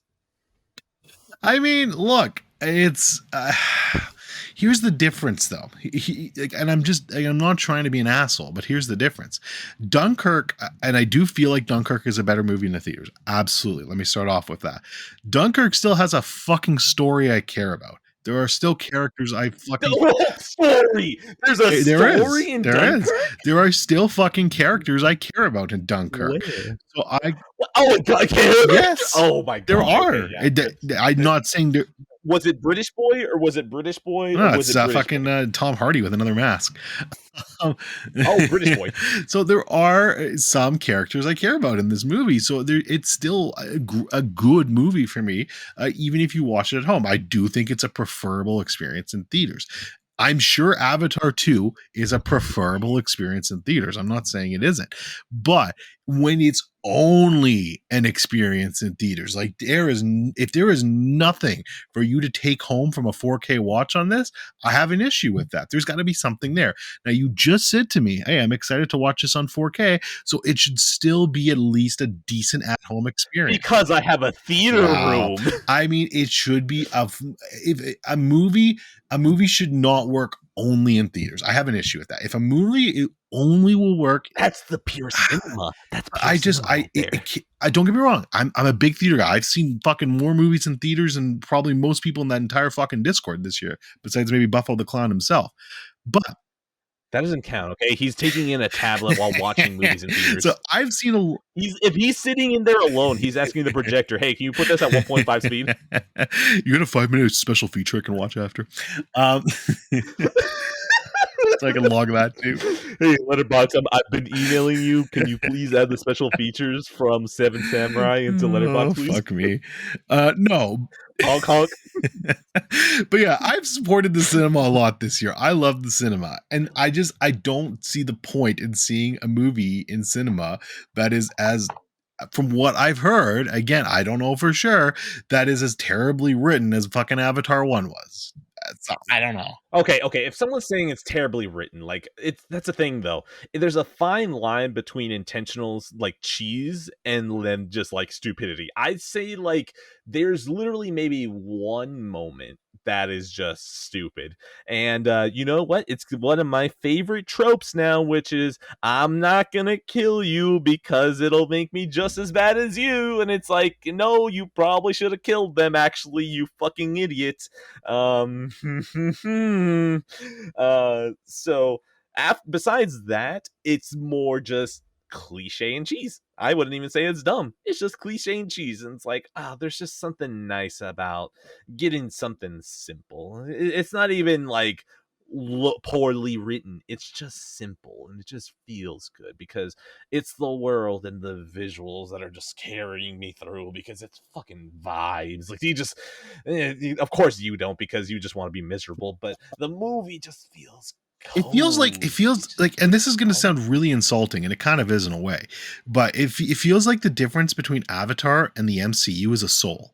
And I'm saying Avatar has a soul, so I'm not saying it's bad, but there's a soul there, and I appreciate that, and I understand that, but it's still just not for me. The big blockbuster stuff, unless I gotta have some form of intelligence there, and I feel like when you. But there's intelligence in being able to recognize that the audience is okay with a cliche instead of going with a wink wink. I just don't want cliche after broken cliche after broken cliche. I want more. But they're not broken. They're not broken. This man gives it to you like it's fucking look, Jimmy, I'm gonna let you live in peace. Just give me my fucking True Lies 4K or Blu-ray. I don't care. Just fucking give me True Lies on a format that I can goddamn watch. Come on, here's the thing, though. You're really thinking that you're going to have James Cameron give you something? No, obviously not. Do you remember this man talking about apes? I fucking love that story, okay? Because that's perfectly James Cameron. We're gonna have a documentary on the fucking them two being able to fit on the board of Titanic, or that they wouldn't have been able to fit on the board of Titanic. We're gonna have that in 4K. Then we'll have that before True Lies. Fuck, Jimmy. Okay, to be fair though, that's like straight up hater shit. Like I fucking I think it's hilarious too. Just like, no, but here's the thing: it becomes extra hater shit when you consider the fact that it's like y'all bitches have been complaining about this. I'm gonna catch all of y'all in 4K now with your stupid complaints, literally about why you're wrong. Literally caught in 4K. literally. Yeah, exactly. That's what I'm saying. That's what I'm saying. He's literally doing caught in 4K. Fucking Jimmy, man. True Lies though. True Lies though. Streaming in 480p on fucking Peacock. I'm not even joking. I'm not even joking. My wife was looking through movies on Peacock. I was like, True Lies, that's a good movie.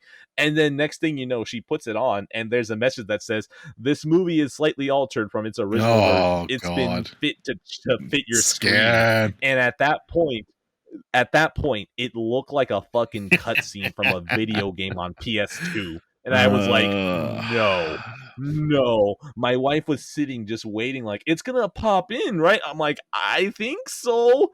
And nope, it did not pop in. It was tiny as hell on our fucking 65-inch screen, and we were just like, oh no.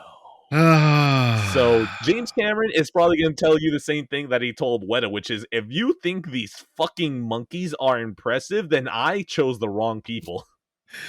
Oh, whatever. Look, I like Jimmy. I like him a lot, but Avatar, no, just no.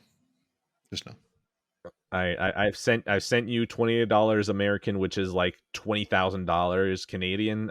Just get yourself a combo. Wait, did you send it? No. Okay. I was gonna say I didn't see anything. Good. Please don't, because I don't actually want to see it. So I would appreciate it if you know. You literally put the call. Yeah, well, out. You put because I didn't think anyone would actually fucking do it, and you think I wouldn't do it? Do you really?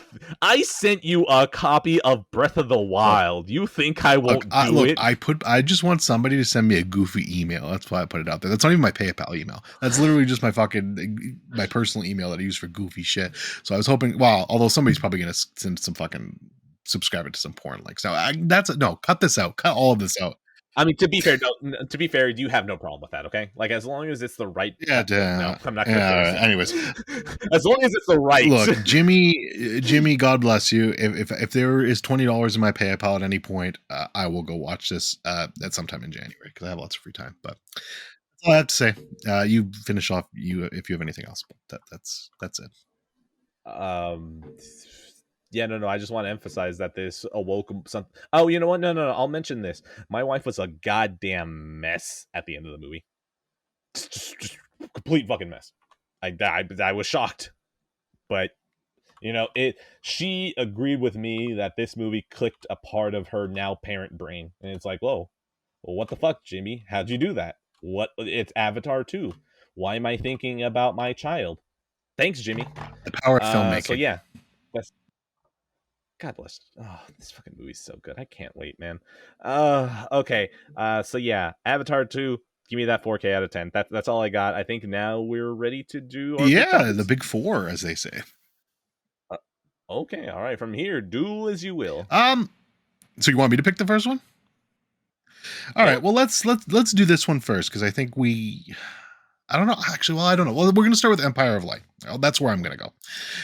Empire of Light. So yeah, I saw Empire of Light and The Whale back to back. So Empire of Light, directed by Sam Mendes, obviously, shot by the always wonderful Roger Deakins. And this movie is a treat visually, obviously, because it's Deakins. I walked out of this movie pretty negative on it, but not as negative as some of the people I've seen. And I have grown very slightly more positive about it over time. I think my biggest issue with this movie at the end of the day is this. I have been seeing so often the love letter to cinema. Often lately. And this is just the worst one I've seen. That's just it. This is the least of them I have seen.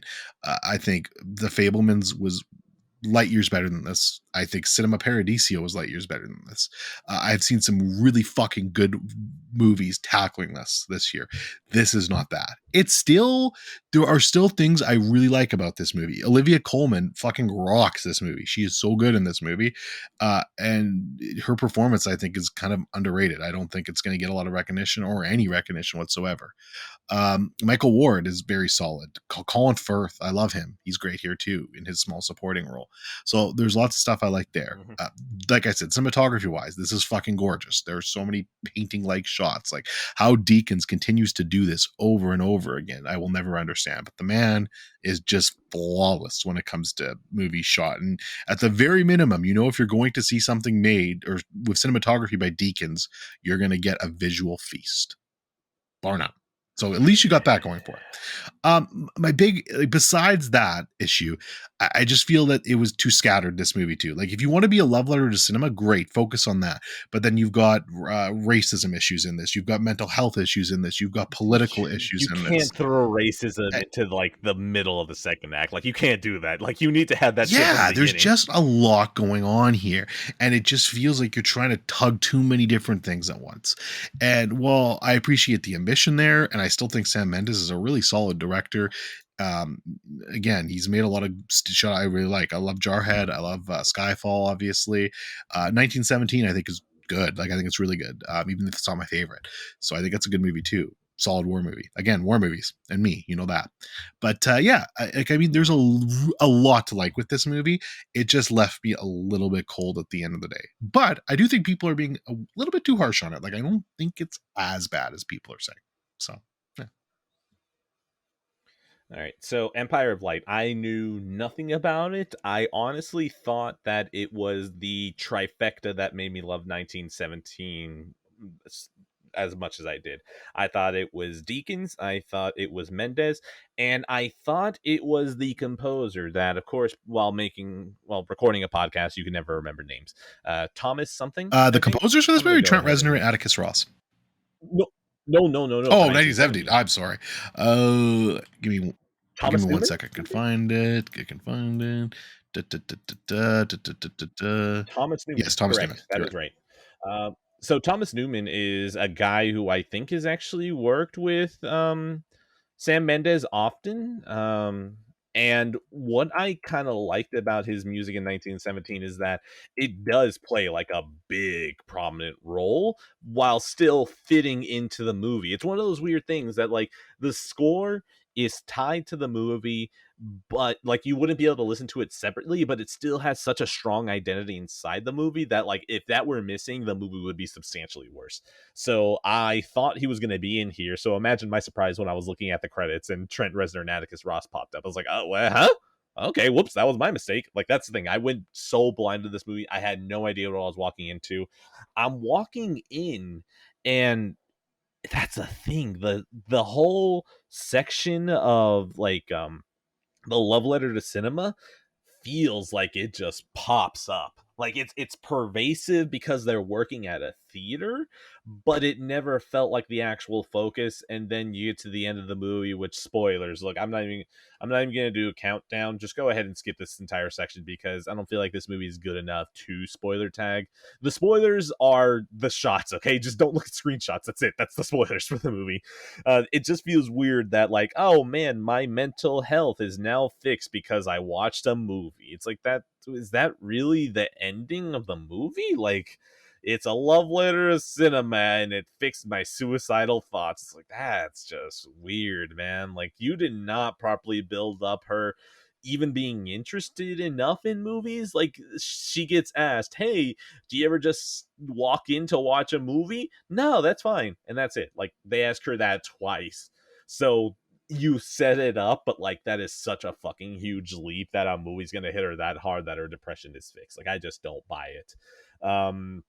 The other thing I guess is yes, the cinematography. Oh my god, the fucking fireworks. I don't know if I've seen Deakins ever be around fireworks. I need this man to shoot like a one shot movie at New Year's Eve. That's it. I don't care what it is. It could be have literally anyone write it. Anyone who is a strong writer, just have them write it, have characters going back and forth.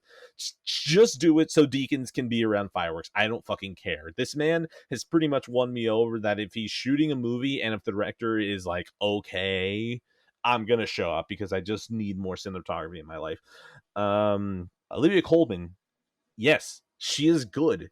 She is good, but I just feel like the writing fails her because this Yeah, I character's agree. like I don't know, man. Like she's dating a teenager that's like I don't know, like 20 years younger than her. I don't understand why they even made that choice to make him so young. Is it so he can go off to college? Like, I feel like there's enough bullshit that you can just create something that makes him leave instead of college. Like, I don't really get the reason for the age gap between them. Colin Firth, fucking incredible. The entire scene where Olivia Colman blows up their affair in front of his wife. God, that was really good. But at the end of the day, like you mentioned, it's four different plot lines. I think it's more like just two. It's Olivia Colman and her life, and then the black kid's life. Like that's pretty much it. But it just feels weird that both of these things they intermix with each other, and then there's a third track that pervases both of them. Like it's not even like a third track separately, it's more like interweaving with both of their stories, which is movies.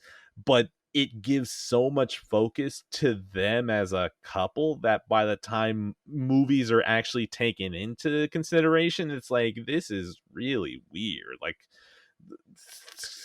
fucking movie saved my depression. We like I don't buy it, but like gorgeous cinematography, and also like Trent Reznor and Atticus Ross were totally smoking the Social Network pack on this one. Like, man, this fucking music was so reminiscent of that, and it's not even like you bastards, you just ripped yourselves off. Like, no, that was fucking dope. I need more of that. So yeah, Empire of Light.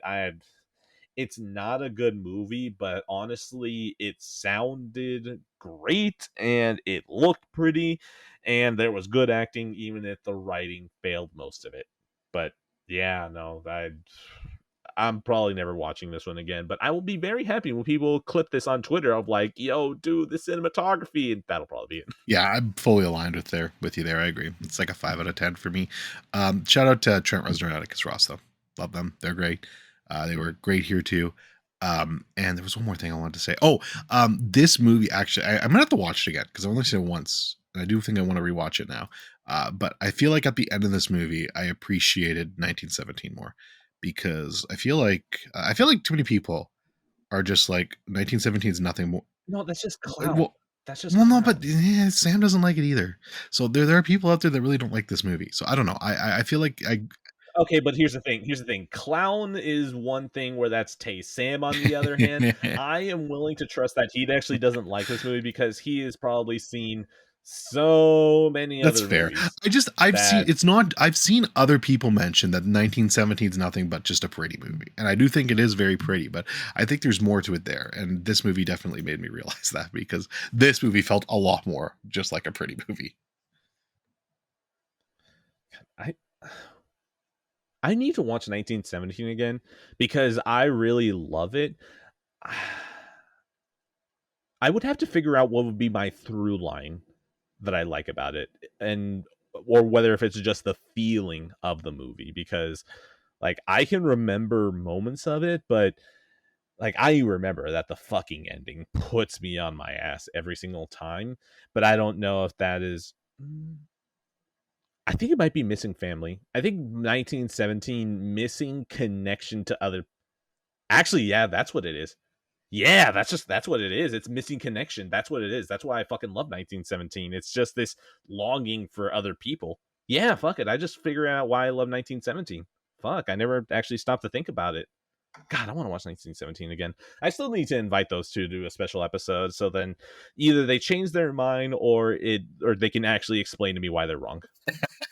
Yeah, I do want to hear that one. I think that one will be fun. So hopefully that happens. Mhm. So yeah, Empire of Light, it pretty and you sound good. It's just that the words you're saying are kind of dumb. I'm right with you. Right with you. Oh, don't introduce racism in the middle of your That movie out too. of 10. Yeah, please don't. Do it at the beginning. Just do that somewhere in the first act. Don't do that shit in the middle of the second act going into the third. Like just don't do that. When when did Get Out introduce his racism? I think it was pretty early. No, that was Yeah, almost no, immediately. Yeah, that was they immediately. had Okay, there. undertones right away there. Yeah. Yeah, okay. I just needed to be sure because I didn't No. want to immediately be like, because that's the thing. If that movie did it that early, then you know what? Yeah, I think I'm Yeah, safe you're saying good. that. Okay. Let's see. What Yeah, is you pick which one are we next? doing next of these big Uh, three. Banshees of Oh, Inisherin. So oh, now oh, this movie, I need explained why you guys like it so oh, much. This isn't me insulting it. This isn't. oh. This is me Okay. insulting. All This right. is sorry. No, this is me not words. I We're, like this we're, movie. God damn it. Let's we're just get both this out of the fucking up way. so hard on words tonight. Like it's funny. I don't know why, but yeah. I blame my PC, I know, okay? but Because I have my laptop in front of me, and then I just keep looking at my desktop. Like, why the fuck am I having to run check disk again? You piece yeah, of I have shit. nothing. Like, I Yeah, I have no it excuse. pisses me off because I'm trying I'm trying to do this officially. I'm trying to use a software to back up my hard drive. You want to know how I usually fucking back up my hard drives? I copy all of C. I copy all of C drive and I move it over to the hard drive. That's it. That's what I fucking do. It's terrible, but it brought most of my shit over and I didn't lose anything and I have to install stuff again. Sure, whatever, fine. Fuck it. Okay, moving on from technical shit. The Banshees of Inisherin. I really like this one. I understand the elements in this movie that people could love way more than I did, but I still need to hear what other people really liked about it because I feel like I am looking at this one pretty surface level. I understand what it's going for, and I'm trying to figure out is it one that, even though I understand it and really like it, is it hitting people harder than it is for me? But that's my preface. You go ahead because I know you're way more positive, and then I'll go ahead and bounce Sure. off of that. So I will say a lot of my explaining, I think, of me liking it is kind of spoilers. So I have to be careful. So we might have to, we might Okay, have to that's fine. bounce into that eventually. But from a surface level and not diving into spoilers, I mean, for me, the Banshees of Inisherin, first of all, I mean, it's just one of my favorite performances of the year from Colin Farrell here, who is just absolutely outstanding in his character and it's his character arc of Padrick. Um, that is just so phenomenal to me in this movie and is so excellently done. Seeing where he starts the movie and seeing where he ends the movie. And that's as kind of vague as I can be about it. But Brendan Gleeson is just tremendous too as Colm. They play off each other so well. These two obviously have amazing chemistry. I hope you watch In Bruges soon or at some point so you can see more of these two just fucking playing perfectly off of each other. But yeah, he's great too. Barry Keegan still want to punch him in the face. So yeah, there's that. And Oh, come on. This is perfect though. this Like is this is perfect. this is Yeah. exactly who I like to believe that who No, he this is is. the type of role he needs to do because this is exactly who I believe he is. So it's perfect in that regard. But yeah, it's just it's something about this movie that kind of starts in one place and then you kind of go through these arcs of these characters and they end in a completely different place. And you kind of just watch. I mean, the basic crux of the movie for anyone who doesn't know, and this isn't really a spoiler, is just after one day, after being friends for years and years and years, Colm just decides he doesn't want to be Patrick's friend anymore, and that's it. And then you kind of go into this movie where it just starts getting slightly more insane and things start happening. And yeah, I just there's so much to appreciate about this movie from I think just the script alone and the ideas they're going for. And like I said, we'll jump into spoilers I think in a minute here, and I can kind of go a bit more into detail here. But I guess from a surface level, like I said, the biggest thing for me is just kind of the arcs of these characters and where they start the movie and where they end the movie and just kind of what they were going for. It just really hit hard for me, man. And I don't know. I still haven't decided if this is my favorite Martin McDonagh movie. I think I'm still gonna lean towards Three Billboards. I really fucking love Three Billboards too. Uh, Oh god, he was three billboards. Holy yes, shit. yes. Okay. I don't know why I thought it was In Bruges. No, sorry, Seven Psychopaths, In Bruges, and Yeah. then this. I don't know why I just don't remember No, three he did Three billboards. Billboards too. But yeah, so love this movie, great. And to piggyback off of you absolutely nailed it. This is cinema's best, Jenny. I totally agree. That was my review on Letterbox. I just wrote It's Cinema's so Best true. Jenny. It's so true. That one little miniature donkey. I just want to give her a hug. All right, so I guess I will jump on from there. Um, Banshees of Inisherin, I think what I mostly dig about it is I just kind of dig the vibe the movie's going for. It feels like it's just like very quietly comedic. Like it's not intentionally trying to go over the top. It definitely does have a style that like definitely isn't realistic because I don't know how best to describe it. It feels like it would be a comedy with the way that it's written, like how when a whole bunch of people end up repeating the same line and it eventually just becomes funny. Like you feel like there's a bit of Is writing this your going. first Martin McDonagh movie? I Sorry.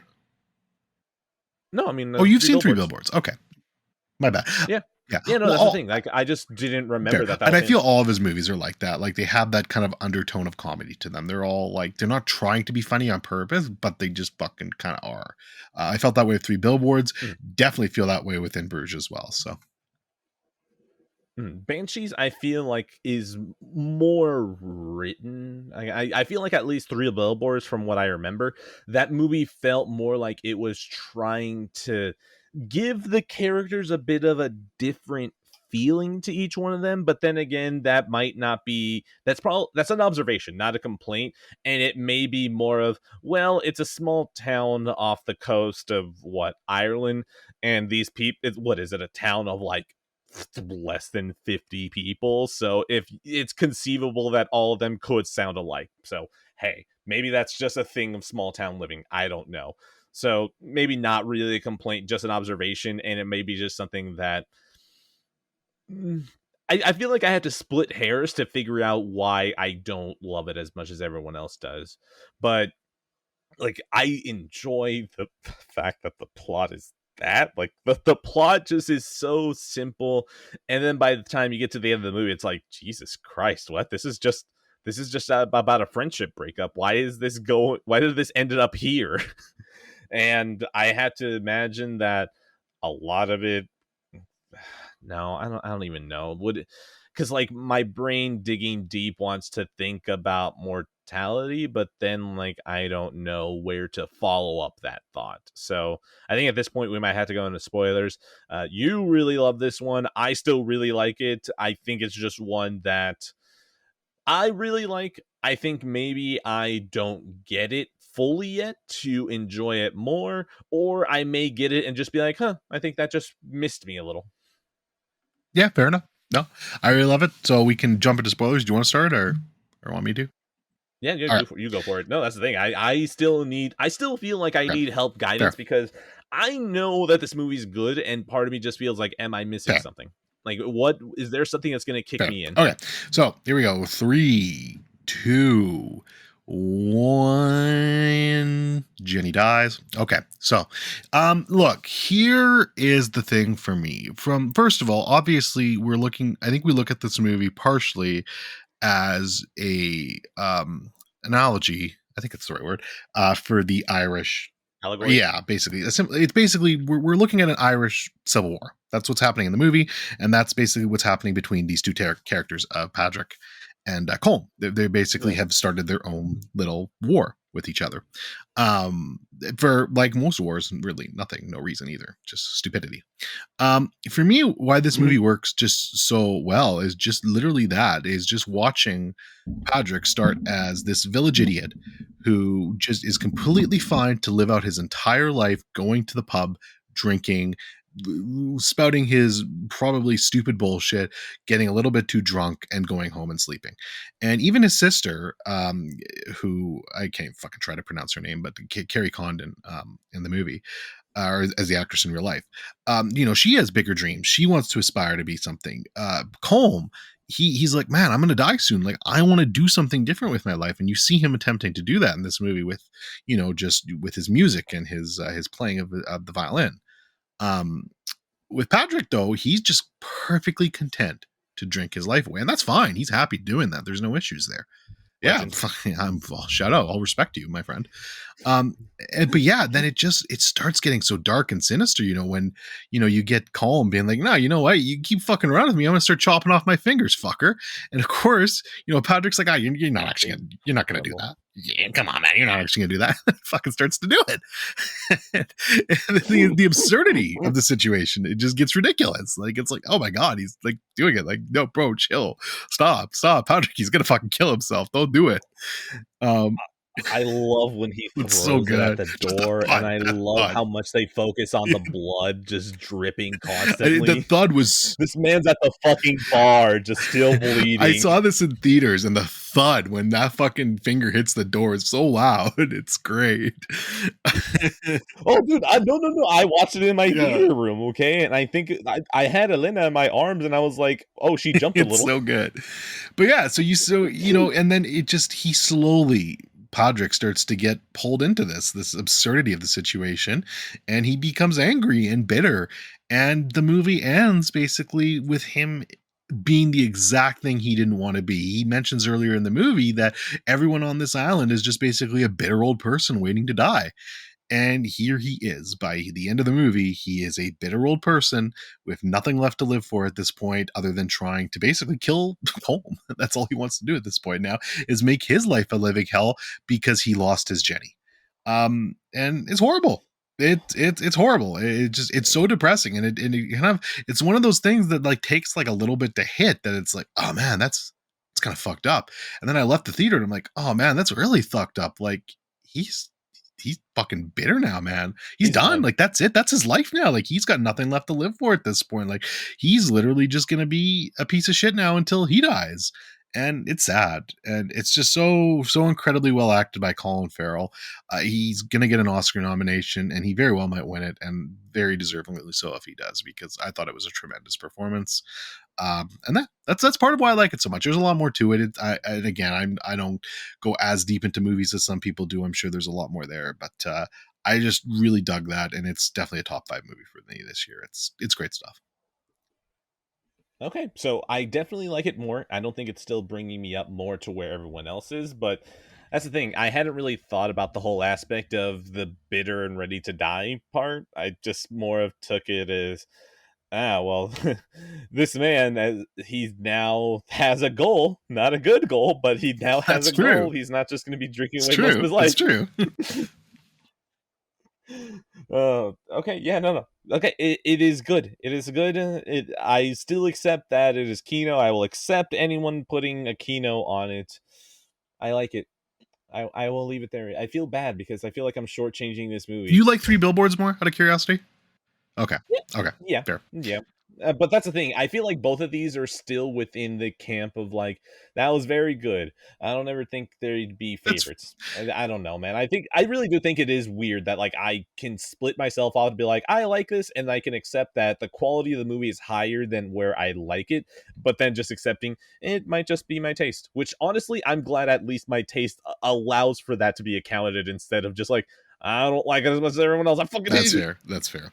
Yeah. So it's a 9 out of 10 for me. A tremendous movie. Like I said, literally top 5 of the year for me. I think it's slotted right in at number 5. So I really like it. If you get a chance, watch this. And I will be very interested, Ed, when you get to In Bruges, because I feel that is a little bit different from stuff he's done before. So it'll be interesting what you think about that one. Okay, all right. So, the whale or Babylon? Let's go the whale. Okay, Let's yeah, go the sure, that's whale. fine. Okay, Yeah, let's talk about the whale.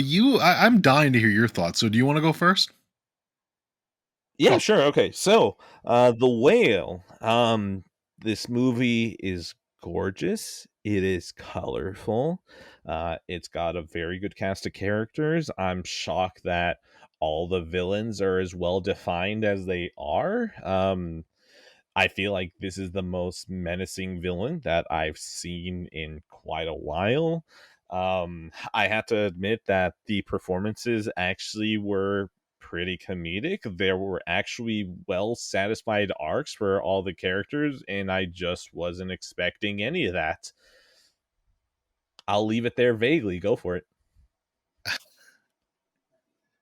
I'm confused.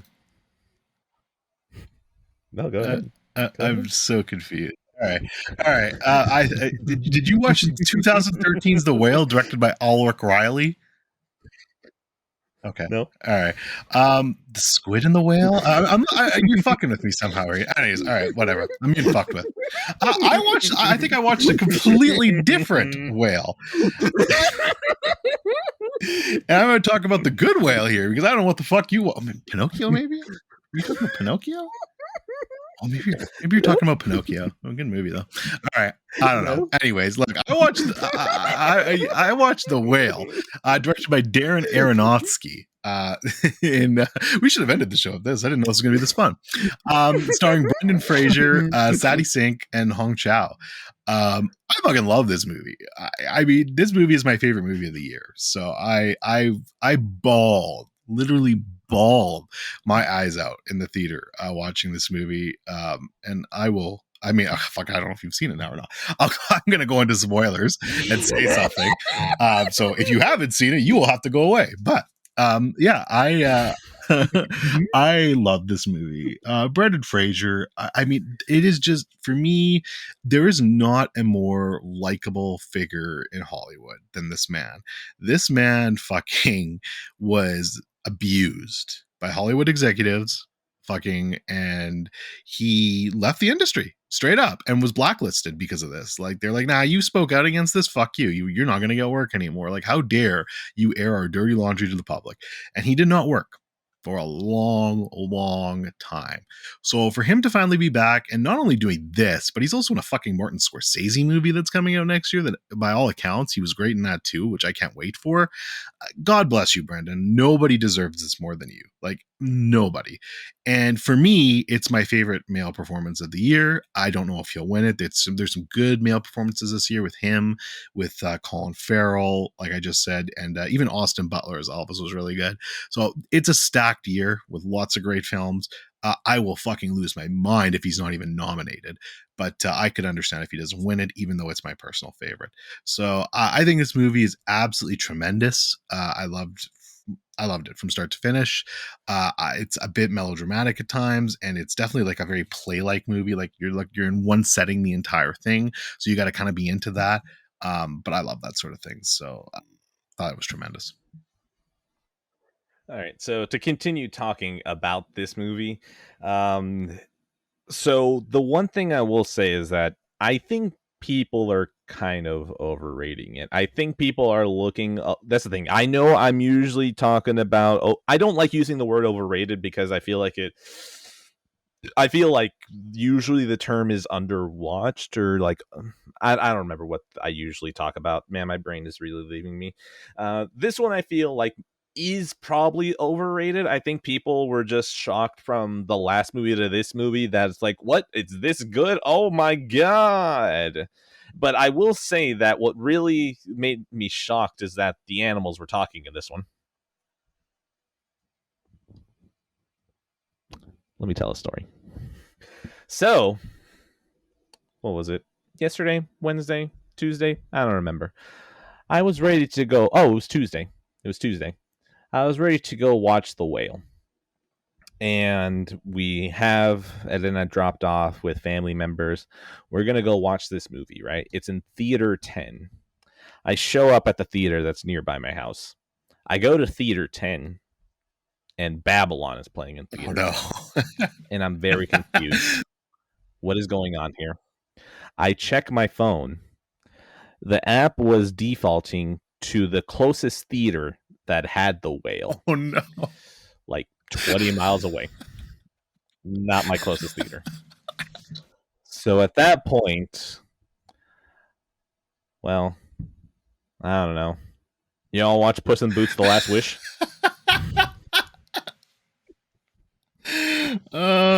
We walked into Puss in Boots: The Last Wish 20 minutes late. All right. Hey, I'm going to see that on New Year's. Okay, I thought, like, I'm frantically searching through Letterboxd and typed in The Whale. I'm like, what fucking movie is he talking about? I wasn't close though.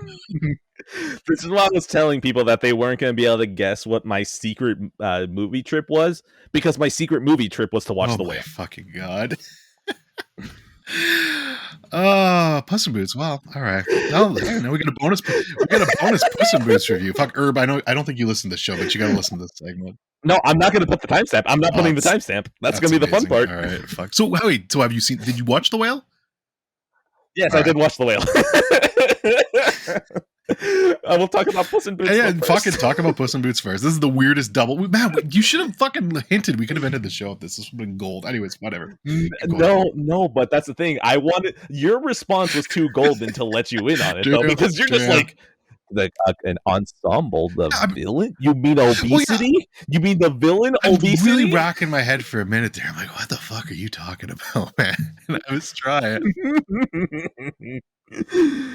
Okay. Anyways, Puss in Boots. The animation is very gorgeous. Honestly, DreamWorks actually put in effort into this one, and considering that this movie is bombing, they're never going to do that again, unless maybe there's an award that shows up, but I doubt it.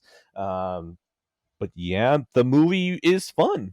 It is very competent. It is very good. I'm shocked that the comedic relief didn't make me want to kill him, because it feels like even while watching his scenes, I was like, man, any moment that you slip up, I'm going to hate you. And yet he just continues being super positive and makes me not want to kill him. And I'm like, I'm shocked you pulled that off. There are actual character arcs that matter. There are like three different groups of villains, and all of them, like, none of them feel like they're shortchanged. The actual villain, which is literal death, is actually imposing, and it might actually scare children. And I'm like, this is good, actually. Please scare more children. They need to understand what fear is. So I was pleasantly shocked that Puss in Boots was as good as it is.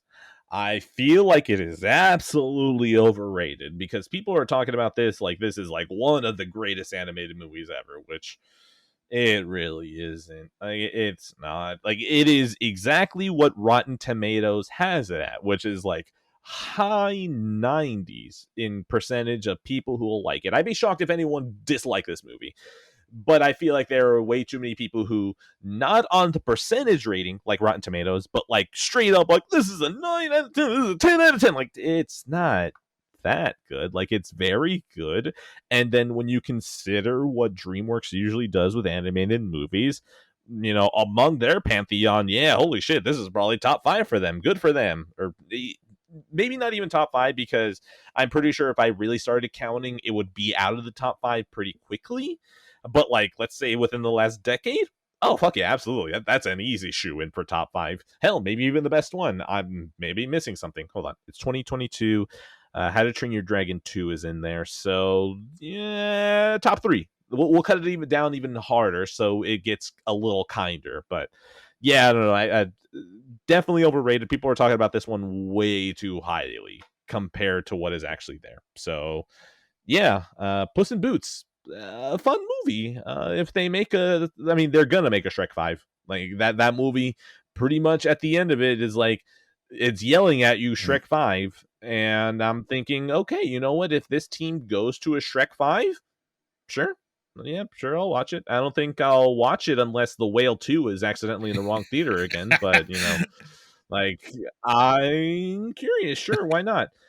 In that same vein, my wife put on Shrek. I didn't log it because like I didn't sit down for all of it. But watching Shrek 1, I'm like, yeah, actually, I kind of like this movie less now, from the small bits that I watched. But I also saw small bits of Shrek 2, and I was like, I think I actually like this movie more now. And I hope she doesn't put on Shrek the Third, because I will kill myself right in front of her. So you do hope you do hope she does. Um, No, look, she can't handle that baby alone. Okay, like, I'm not gonna. I'll try to kill myself. She'll actually probably stop me. So like, I'm just gonna have the attempt in front of her. Like, I'm just gonna grab a rubber band and have it break and just be like, shit, I'm too fat for this. fair. No, I'm going to see it on New Year's Eve myself. Puss in Boots. So I'm excited to watch that. I've heard some good things. I definitely always want some more Shrek in my life. So if Shrek 5 is a real thing, I'm excited for that. But yeah, no, I had no plans on watching Puss in Boots. I thought it was going to be terrible, but all of these overwhelmingly good reviews have changed my mind. So we will see what I think when I watch it. It's going to be New Year's Eve. Yeah. So Shrek 5. I mean, honestly, if it's the same team and if it's the same animation style or a different animation style that fits Shrek even better, because, oh boy, watching Shrek 1, like, I know that animation gets better. Hell, I'm pretty sure if I watched Shrek Forever After, I wouldn't have the same problem with the animation like I do with Shrek 1. But looking at Shrek 1, I'm just like, man, this is rough. Like, it's, I don't know how Toy Story for me gets away with it, but Shrek 1, I'm just like, uh. But yeah. So Puss in Boots: The Last Wish, it's good.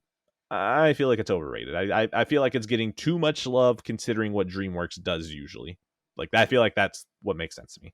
All right, the actual movie, the movie I showed up. This one hurts as well. I showed up late for this one. This is a big problem, man. Like, okay, so I've seen enough movies in theaters over the last week that I'm tired of trailers, so I intentionally tried to show up late, but all that did was screw me over. So when I was running late to drop off the baby, and then my wife is so tired that it's like I need a coffee or I'll fall asleep in the movie. Which, to be fair, me and my exhaustion, I was, like, here's the thing: I have yet to fall asleep in a movie because I can usually keep myself up. The Whale is good. It is very good. This is not an insult to the movie. This is just my exhaustion. I was holding my eyes open wider so I wasn't falling asleep. But we showed up 20 minutes late, so we showed up still within the first day, since the movie's broken up by days. I want to say we got to the point where he first needed to get up, and we didn't even know Charlie's name at that point. Shockingly, we got a showing that had subtitles, so I was like, oh, fuck yeah, awesome. Oh my god, I can understand everything they're saying now. This is great. I might actually start trying to look for those in the future for more of my indie movies, because if I can get subtitles, oh, absolutely, man. My deaf ass just needs it at this point. But yeah, the actual movie itself, uh fucking great performance by Brendan Fraser. And by the way, you said it is like a play. It is a play. I when you read the credits, the person who wrote the screenplay also wrote the play that this Yeah, movie is makes sense. based on. So you are right. It's funny though, because this movie also undercut me. I don't remember what other. Oh no, it's Babylon. Babylon undercut a joke I was gonna make, but the movie itself undercut me on an observation I was going to make. And I was like, damn it, I made this observation before you confirmed it for me. The Whale also did that to me. Like, I want to say that it was around the end of the movie when, like, emotions were getting high and there was that big argument that I was like, man, this is basically a stage play. And then the credits confirmed it for me. I was like, fuck, now it doesn't look like it's my original thoughts. Now it just looks like I read the credits. God damn it. I hate it whenever a movie does that, especially because Babylon did that to me so hard. I'm like, you son of a bitch. But yeah, The Whale is anchored so hard by that performance. I think this might be Aronofsky's happiest movie, Yeah. which, considering him, it can't really be that happy. But Brendan Fraser's character, He's just oh a my bucket full of gosh, joy, he isn't he? evokes so much Yeah, and sympathy. he's There's just so just, he tries to be so fucking happy too. Like he just doesn't let himself, like he just wants some happiness from people, man. Even if he doesn't have it for dude, himself. this is okay. So here's the thing: I totally had a kid just so I can have a different perspective on movies when I talk Right, about this. right. God damn it! No, no one take that seriously, please, please don't. What an asshole! No, okay, but here's the thing: it does give me a different view now. His entire happy perspective with his daughter, I was just like, oh. Oh, god damn it. I want to go hug my daughter right now. I feel like this man is like, oh, she's the greatest. And it's like, damn it, man. That's not too different from me having to clean this girl's shit as it's going up her back and it gets soaked into this onesie that she's been wearing for 10 minutes. She's done literally nothing, but I'm just like, oh, but she's the sweetest, isn't she? So like, the fact that his positivity infected me that way, it's like, shit, man, this is a new string that I didn't know movies could hit now. And between this and Avatar 2, I'm like, fuck, man, I guess I'm gonna be liking some different movies now if they hit some of these strings. But even besides that, like, his positivity hits a different note for me, but then it still hits the same note everyone else does, which is like, he just, after all the shit that he's gotten in his life and just how bad his weight has gotten and how he just binges his food, like, it's one of those things that, like, you can see that even though he is hurting himself and there people, I mean, at least one person that cares about him, which is just his oh wait, no, his nurse. um we're not in spoilers, I can't mention the other Yeah, thing. Yeah, so you just see how you want this man to be cared for, but he just hasn't in a while, and it's painful to watch. I think at this point, just the fact that I had to curb myself on the conversation like that, we should probably go into spoilers. We're both good and just yeah, positive on it, yeah, right? Like, yep. absolutely go Yeah, we fucking watch both this liked one. it, and if for no other reason, Brendan, watch it for Brendan. So, Yes, no, yeah, no, absolutely. This man anchors that mm-hmm. movie with his Yep, performance and deserves a nomination at the very least, or if not, it'll be another moment that we can look and just be like, oh, the awards yep, fucked up yeah. If he again. didn't get a nomination, that would be baffling. So it wouldn't surprise me from the Oscars, but I agree. All right, so spoilers. 3, 2, 1. I did not see his nurse being his sister-in-law. I didn't see that. I had no idea that her story was gonna tie into Alan at Yeah, all. That was fucking yeah. That was insane. That was like, ooh, okay, I thought she was that just a sticker nurse. you post, the guy going, yeah, yeah, yeah. Yeah, oh yeah, exactly, Yeah, yeah, yes. it's that. It's absolutely that because that No, at the end of that oh, story, it's so yeah. tragic, man. Like it just by the time you get by the time you get to the end of it, you're almost like, fuck, man. Like I see why you're eating yourself to death, man. Like Jesus Christ. Like holy fuck, some of this is horrible. And it's Like, just you feel like you were telling him, "Hey, this religion doesn't care about you. I'm all you need," and they kill themselves like, "Oh, am I not good enough?" Ah. it's horrible, man. There's a couple of scenes in this movie, like the one scene that like I audibly gasped and I kind of choked a little bit, but it was during the big fight, like with the mother, and when Oh he's my just like, god. I just need to know that there's one thing I've done right. I gasped. I was like, Oh. holy shit, Brendan! Like Jesus Christ, man, you fucking poor soul. He's just so positive, and that's a moment that just makes you feel like this man has probably felt like his life is a culmination of Yeah. fuck ups, and Sadie Sink is Yep. his one chance for him to have a W on the Yeah, board. he Just, knows he's nearly oh done. Like that's it. Like she no, he and wants he to be. wants to That's the be thing. too. He He wants wants to to be be. too. He has no will left to live, obviously. So it's both, right? So that one got me, and then the other scene that really that just made me feel like shit. So not so much. I wasn't crying at this scene, but I felt like shit. Was the whole play with the pizza driver and the fucking payoff to that just fucking hurt, man. Like just Wait, play off with the yeah, pizza driver? Oh, yeah. oh, Yeah, how the oh, very he goes out to oh, get the pizza and this time he hit around the corner and he just looks at him like he's a fucking oh, monster and just like gasps and basically runs away. It's so horrible. I oh. just felt so bad. I couldn't. He just looks at him Yeah. so much like, oh, it's like, oh, and then he just goes on a food binge, and you're just like, don't hurt yourself No, like I know. And some of that this. food was fucking nasty. That scene was the closest. That scene was reminiscent of like fucking something in Mother for me. It's the closest it got to it. But I was like, oh, Dude, every single time he eats, you're just like, uh, there's that. stop. It's like watching a baby flip a Yep, gun. It's like, yeah. Well, there's that no. one scene with at the very start, which I think you would have seen it by this. You were there by this point, with him and the nurse, and he's just like, please, please, please, please, and she finally just sighs and goes and gets the bucket of fried chicken. I'm just like, oh,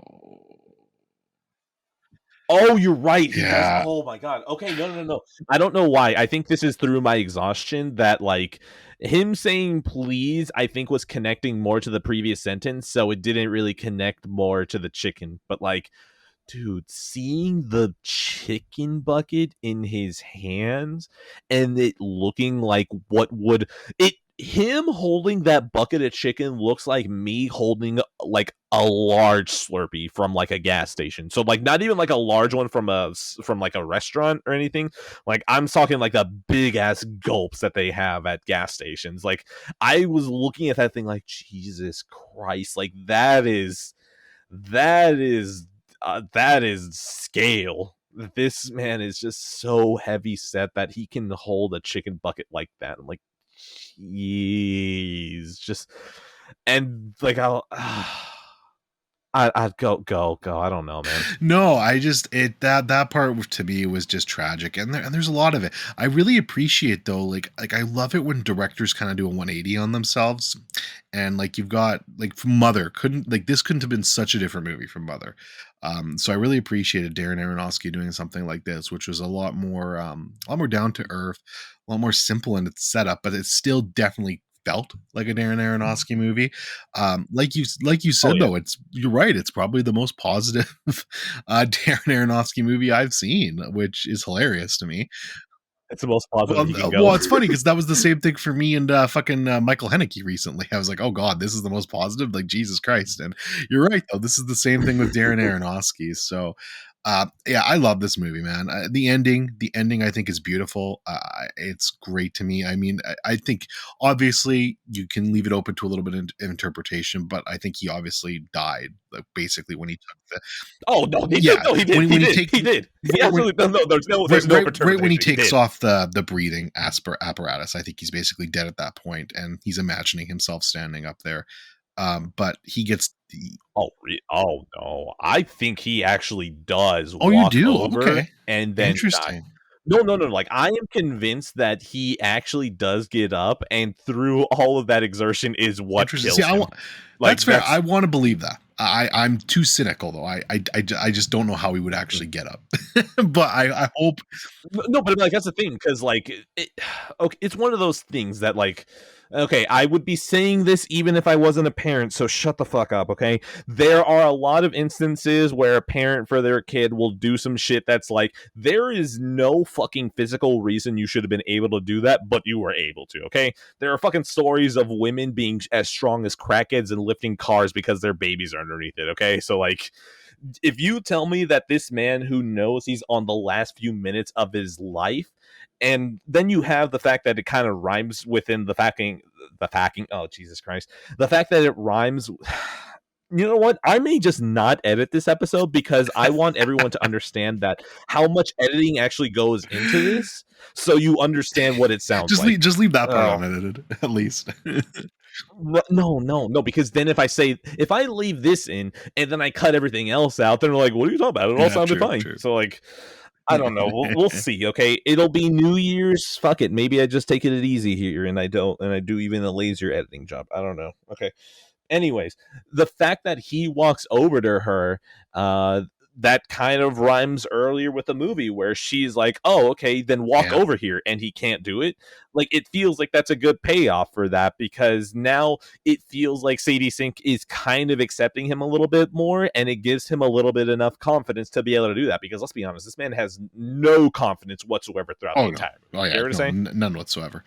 I Yeah, and considering that this is feels like his last ditch effort to finally make a difference with her, so like I feel like him actually getting up and doing it. And like considering that this movie's as positive as Aronofsky can be, it feels like yeah, he probably would get up. And then the whole him standing up, that's where I think it goes into metaphor, and that's just him dying. Like I truly believe that this man just like died. Yeah, that's fair. I think, and one of the things that kind of pissed me off, because again, sometimes after I watch a movie, I'll like look at some opinions and kind of read it and everything like that. And one of the ones I think that really bothered me a lot was, first of all, City Sink was good here. I really liked her character as Ellie, and I thought she did a good job. Great. Yeah. Oh my god. I hate the take though that she was completely evil. I obviously think she's a bitch, and she's a terrible child, and definitely needs a lot of help. But I think, and that's what's so good about her performance is at the very end there when she's like, "Oh no, we got to get you a hospital then. Get you a hospital. Fuck the money. Get a hospital. Go get an ambulance now. Go." And you can see like the kind of frantic, the heart in there. There is a heart in there after all, and I really love that. The moment she breaks and says Yeah. "Daddy," I was just like, Yeah. "Oh, you are absolutely a child. You are a child, and this is the first time that you've let yourself be vulnerable enough to show that." It's like, oh, like honestly, if you told me, like that's the thing. That is another thing that why I totally believe that Charlie actually got up because like his daughter over there is actually genuinely calling him, not just fucking with him to show like, dude, you can't even get up off the couch. Why the fuck are you trying to tell me anything? So like, okay, so here's the thing. She's really fucked up. If someone called her evil, like her mom, I mean, to be fair, her mom probably sucks. Like, her mom is probably just, I mean, she did do a terrible job. She did. Because, like, if that's how she turned out, yes. So, her calling her daughter evil, it's like, you kind of fucked up there if she's evil, then. I mean, you kind of screwed up there.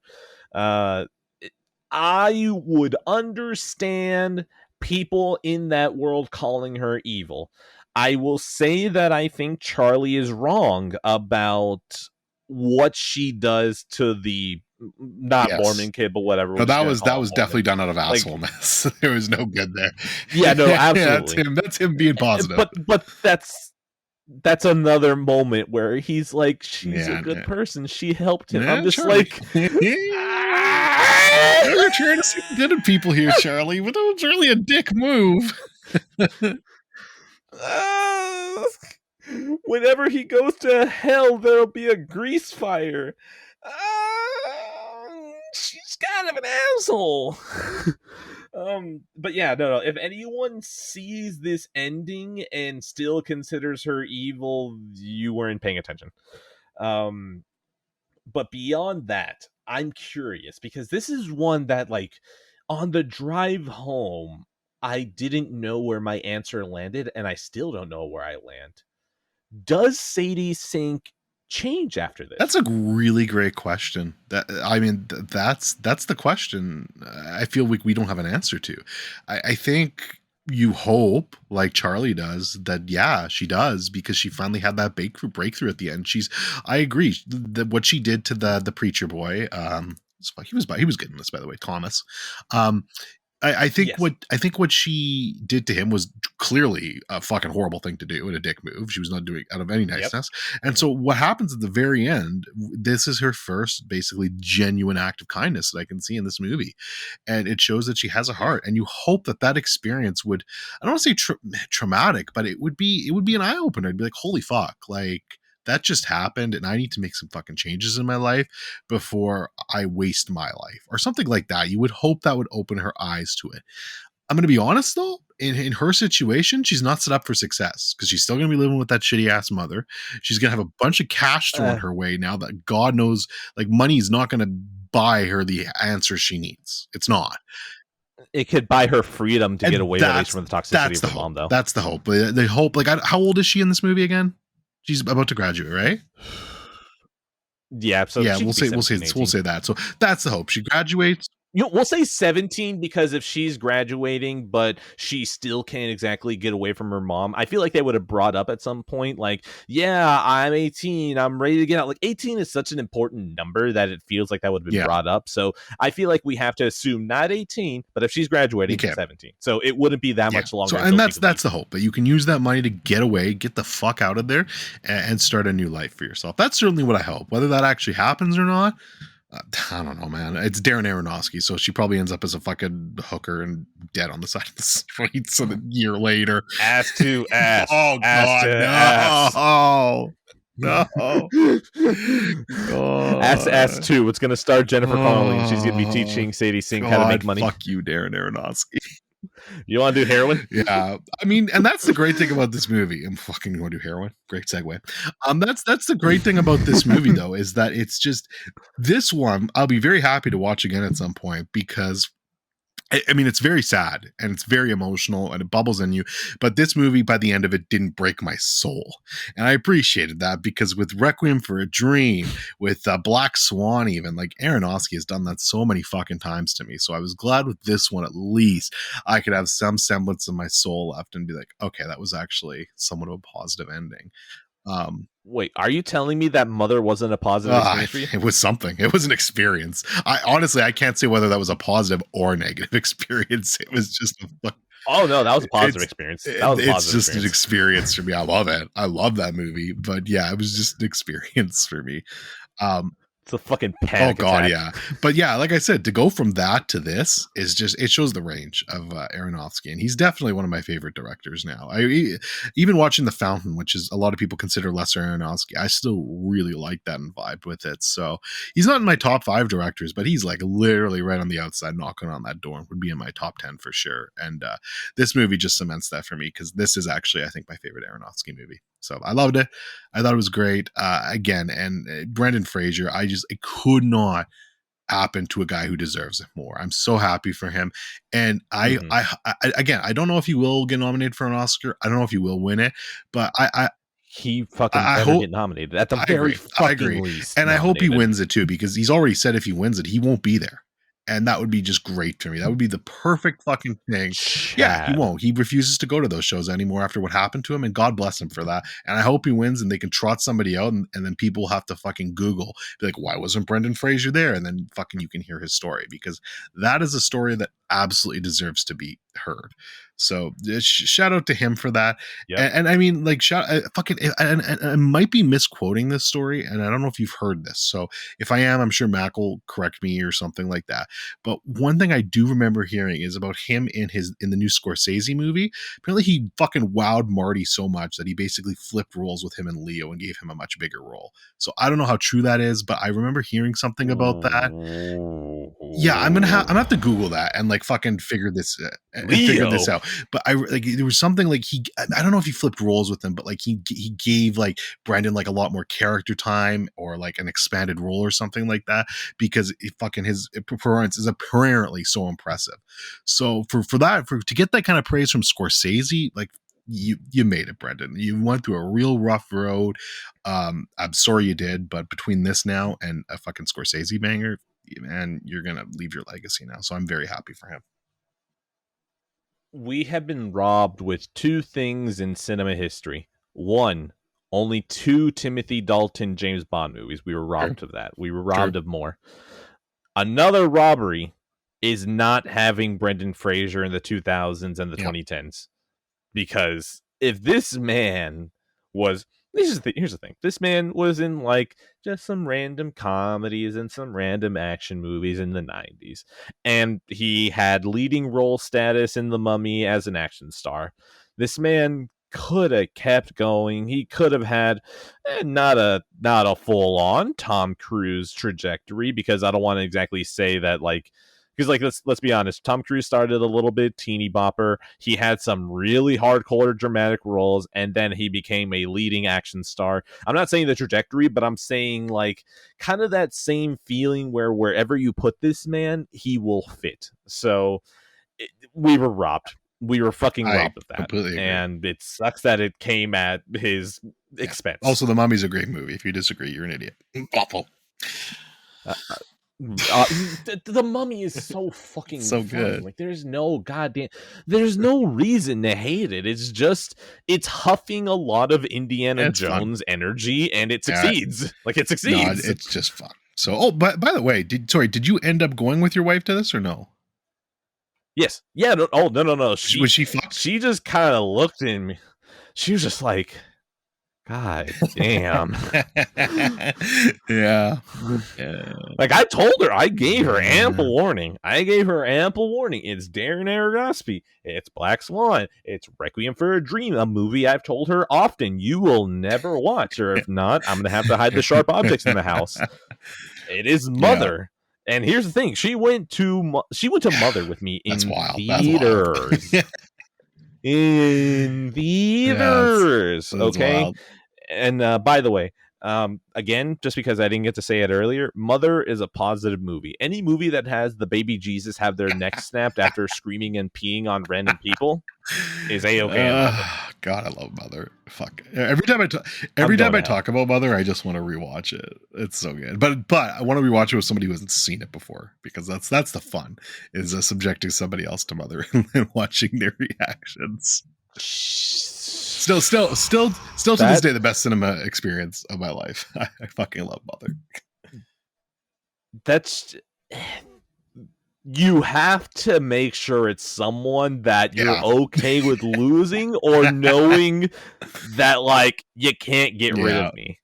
So a family member actually is perfect. Yeah, you're gonna watch Mother and you're gonna enjoy it. Did you see that short-lived meme from the Dahmer show with that kid from American Horror Story, and it's like him standing in front of a TV? Yeah. No, I'm saying that's you, Mother. Oh, yes. Yes, absolutely. No, that is for sure. Listen, we're just gonna watch this movie and then you can go, okay? Yeah, and then they'll fucking just never speak to me again. But Worf, I'm spreading the word of Aronofsky. But anyways, yeah, that's basically it. Do you have anything else? Not that I can think of. Just wait, no. Did I even answer my own question? Oh yeah, no, yeah, please, yeah. You can elaborate. Is she good? Okay. Does she go on to live a happy life? So this is where I split, because I feel like the movie itself would like you to believe that this is going to be a life-changing moment and it's going to affect her. Okay, because that movie ends off basically with Charlie having succeeded, that he at least made a difference. The only problem is that I think the movie makes an argument that it does make a difference in her life. The problem is that I don't see how she can actually grow out of this experience, because what I see her doing is, I cared about this man for a good few minutes and then he died. So I should actually probably go back to caring again and staying numb. So that's kind of where I don't feel like the movie, that's the thing, it's effective in the movie. Like, it's effective that we don't see Sadie Sink show any vulnerability until the last few minutes. That works as a strength of the movie. But once you get out of that situation, the fact that she showed vulnerability and that only opened her up to what is about to be an immense amount of pain from seeing her father die right in front of her, means that she's probably going to shut down and not actually learn from the experience. So I hate to say it, but the actions of the movie are probably not going to support with what Charlie wanted by the end of it. So I actually do think it doesn't make a difference, but at the very least, Charlie died thinking that he did. Yeah, you're probably right, but I don't want to think about that, so fuck you, you're wrong. Neither do I. No, neither do I. She actually becomes, that redheaded girl who saw her fat dad die? She grew up to be the Mother Teresa. Don't you feel stupid? There you go. She was also president of the United States for sure in a while. Very, very good stuff. And the first woman to reach Jupiter. Congratulations. I've always wanted to go to Jupiter. And killed Elon Musk. 5 out of 5. Cinema at its finest. I love this movie. Please. I mean, I don't know why you're listening to the spoiler section, but go check it out if you haven't. Fuck you if you didn't listen to that though. Kino out of 10. Yeah, good Kino shit. out of 10. All right, Babylon, go. This is your movie. This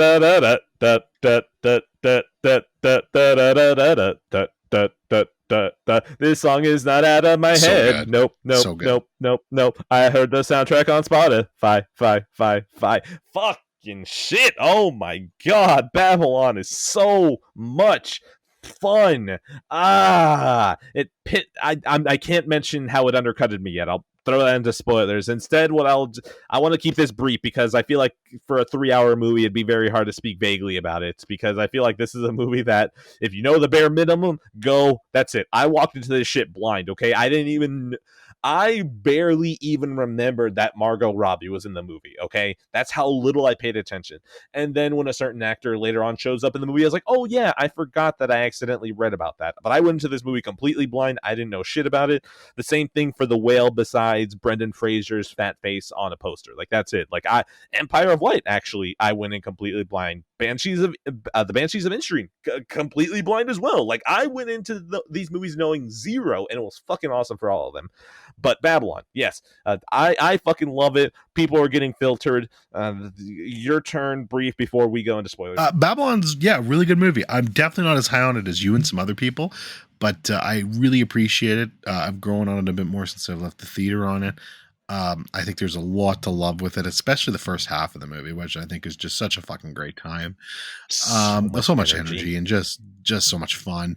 The music is absolutely incredible. If it doesn't win the Oscar for best score, I don't know what's going on there. Brad Pitt, Margot Robbie, Diego Calva, it's just perfectly acted. Those are the three like big people in it. I won't name other ones because they're kind of spoilers, but for those three, they were all really advertising, so they're great. If you like this, I mean, here's the thing: Damien Chazelle is probably one of the best directors working today for sure. But it's his sense of vision is so good, and the way he sets things up and the way he just directs, I think, is just, there's something about it, man. It's just so distinct, and it's just incredibly well done. And even he shoots everything with the musicality. Absolutely. That's what it is. And even with Babylon probably being my least favorite of his, it still just goes to show you what a talent he is, that I can walk away from that movie that I think has some issues, still so very positive on it, and definitely wanting to rewatch it to see where it lands for me. So positive on it, not as positive as you, but definitely worth checking out in theaters for the experience, which he needs the bucks because this movie is bombing hard right now. So you should probably go see it. I am convinced that this man knew that this was going to make money, and so that's why he made this shit as opulent as possible. Because he's like, I'm never going to get another paycheck like this. Let's throw a bitchin' party. Yeah, because First Man didn't do great, and now this is doing like way worse. So this is probably it for the big budgets, but we'll see what happens. A24 or Eternals 2. Let's fucking go. Are you ready to see Angelina Jolie play a trumpet? I am. I mean, I would love to see him. Oh no, I'm not going to say that. Actually, no. I was going to say I'd love to see him do some. No, are you? No, but imagine like Disney is just like, we got a name, Eternals 2, and you watch it and you're like, what the fuck? That's not even a Marvel movie. He just took superheroes and he's making his 5th movie. What the fuck is going on here? Just have an elephant stomp on Barry Keoghan in the opening minutes and kill him, and then we'll be Gucci. I'll go see it. No. Barry Keoghan is actually going to be the next person who learns how to drum, and they're gonna bring in Miles Teller back exactly from Whiplash, and he's going to be dressed as Fletcher. No, it's not even Whiplash 2. It's the exact same character, no relation to Whiplash at all. God. They just pluck the character out. He is now dressed as Fletcher, and his superhero name is Drummer Man. And there's going to be dorks who are going to be creaming their pants like, oh my god, it's Drummer Man! He hasn't had a comic since 1953! And Damien Chazelle's going to be like, hey, you fucking dorks, thanks for the goddamn money. I'm going to go make Second Man. I can't wait for Drummer Man. I'm very excited for this now. No. It's still Eternals 2. It's just that Miles Teller is playing a character where he's dressed up as J.K. Simmons, and his name is Drummer Man. We all know the real star of Eternals 2 will be Drummer Man. Yes. I was thinking it was going to be Barry Keoghan after he cuts off both arms so he can become a better drummer. I'd watch that. I would pay a ticket to go see Oh, I that. would. I would. Spoilers. Anyways, I Yeah, go. guess let's Oh, get you go. spoilers. Go. Spoilers. 3, 2, 1. This is the first time we've seen footage of Avatar in 4K. Probably once it hits 4K discs. Son of a bitch! Why? Why, James? Do this. Explain this. Explain this. Why is probably the 4K footage that he got for Terminator 2 better in this movie than in your own cut? Explain that. Yeah, there isn't. I'm surprised fucking True Lies didn't show up there just to really piss me off. Actually, dude, imagine if that shit was in 12K. Fully the Dolby Vision HDR 2. Motherfucker. Yeah, They finished spelling out atmosphere. It's that one scene is in Dolby Atmosphere. I gotta give it to Damien Chazelle, man. Like, I don't know. I saw the movie. When did I see the movie now? How long ago? Like, fucking, when was this? When did I see this movie? Like almost a week ago now, I think. And I still don't fully know how I feel about the ending. I'm still a little bit torn. As in, you don't know how you like about I'm it, still or what? like, I'm still not sure if I love it. I don't hate it. I'm still not sure if I love it though. But my God, does the man know how to make an ending? Like, just, it's so memorable, and it's nothing like you would fucking expect, but it's like that in every one of his goddamn movies, man. Like, the man just knows how to make an effective ending. So I probably answered my own question. I probably do like it, but it's just, the guy just knows how to fucking end a movie. Like, it's quite the talent. All right, so I have to say, if we're going to jump right to the ending. Wait, hold on. Oh yeah, I forgot that I still have rain sounds in the theater room. Usually, whenever the baby falls asleep in here, I just have rain Nice. sounds It's to knock her very out. soothing. So, like, no, dude, I had soft sounds in the background. I'm like, is my wife blending something? Like, it's almost 11. What's going on? And I was like, oh wait, that's just rain. Never mind. Okay. Besides that, so Babylon, the ending. I really fucking love that ending because it kind of that's the thing. It reminds me a lot of maybe not First Man. First Man, the fact that Damien Chazelle didn't write that one, it feels a lot like Babylon feels like it'd be more of his third movie than First Man would. Like First Man feels kind of like, what's the best way to describe this? You know what? I kind of want to bring up Kanye. Sorry, Juice. So his 5 albums, right?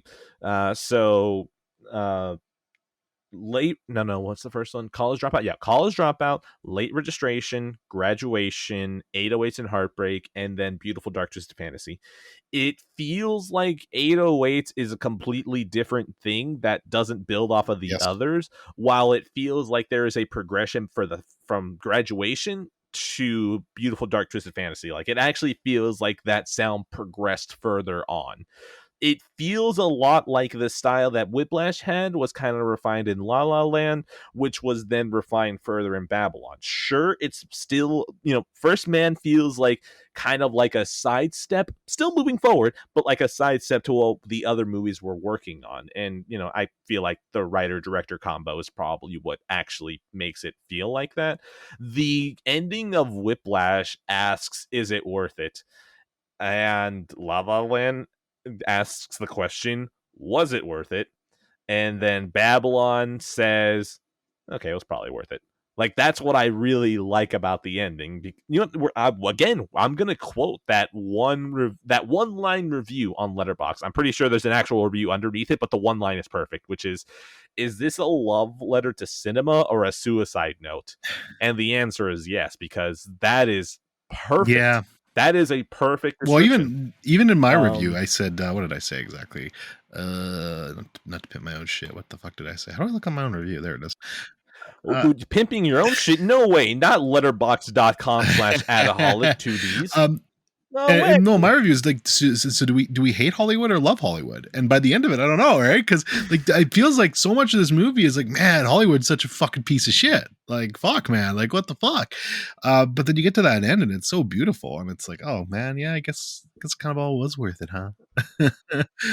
No, I don't even think it's like that. Yes, I do think that at the end of the movie, it's like it's worthwhile.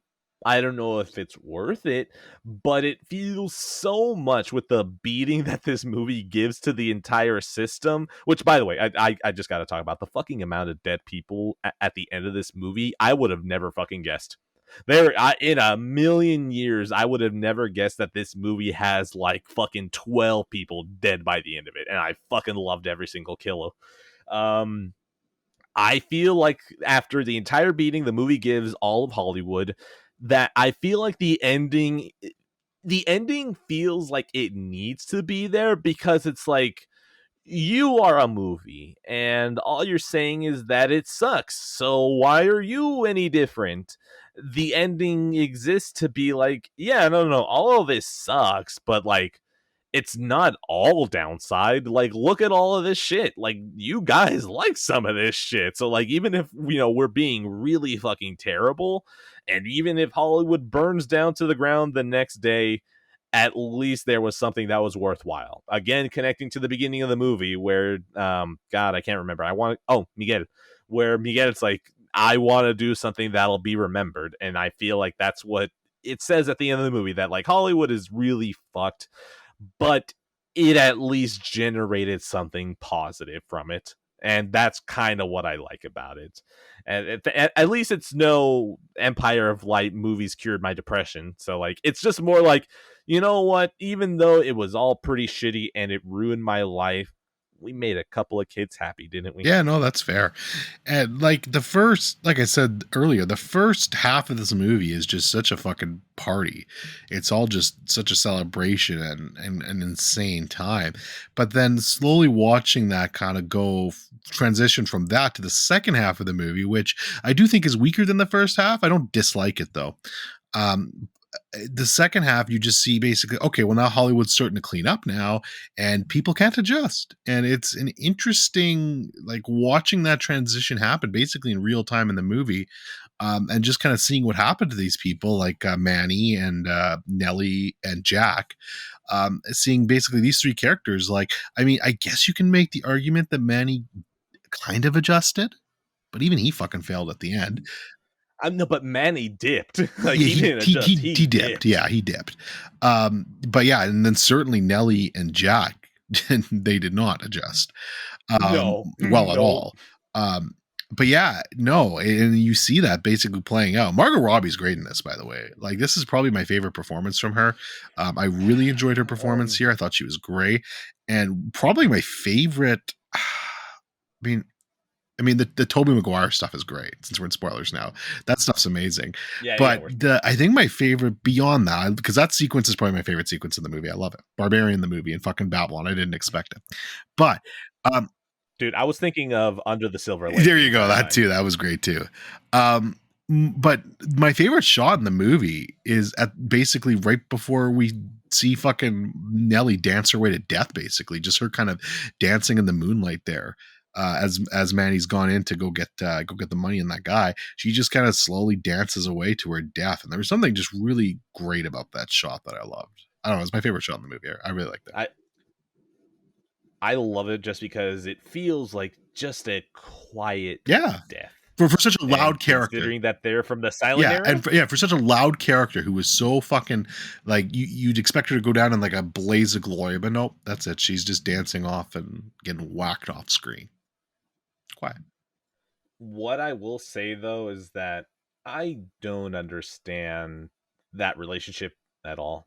And considering that it's Damien Chazelle and you have La La Land under your belt and you have First Man under your belt, like two relationship movies that like were hard anchored by the relationship, it felt weird that watching this one, it's like, I really don't understand why the fuck Manny is helping her Yeah, out with $1.5 million in yeah. I debts. mean, he's just simping. I think he's just simping. There's no No, other I know, but the explanation. problem is that like, but thing is that like I would want that reflected in the Yeah, movie, but like Justin Hurwitz gives them a romantic song that if you threw in La La Land with like a couple of adjustments to fit in with the sound of that one, it would be like, yeah, that's just a good theme. It's like, why does this sound like actually proper loving? Why this shouldn't be it? Maybe I'm missing No, something yeah. there, There was but never I guess in that I was just yeah, gonna go for say it. I never felt love between those two characters. Certainly, I mean Manny maybe loved her, and there was some lust there, but definitely not on her. Oh, But totally definitely lust. not on her side reciprocated at all. She was clearly just using Manny the entire time, Yeah. and it's weird. Like it is weird how he would just keep basically being a punching bag to the point of what happens with fucking that scene with Tobey Maguire, which is hilarious. I love the fucking it's fake money. Like that whole thing is just so funny. I'm like, oh god, it's a great sequence. Okay, I'm gonna say what I'm. No, actually, you know what? I'm going to mention what I was thinking in that moment and then how it feeds into how this movie undercut what I was going to say.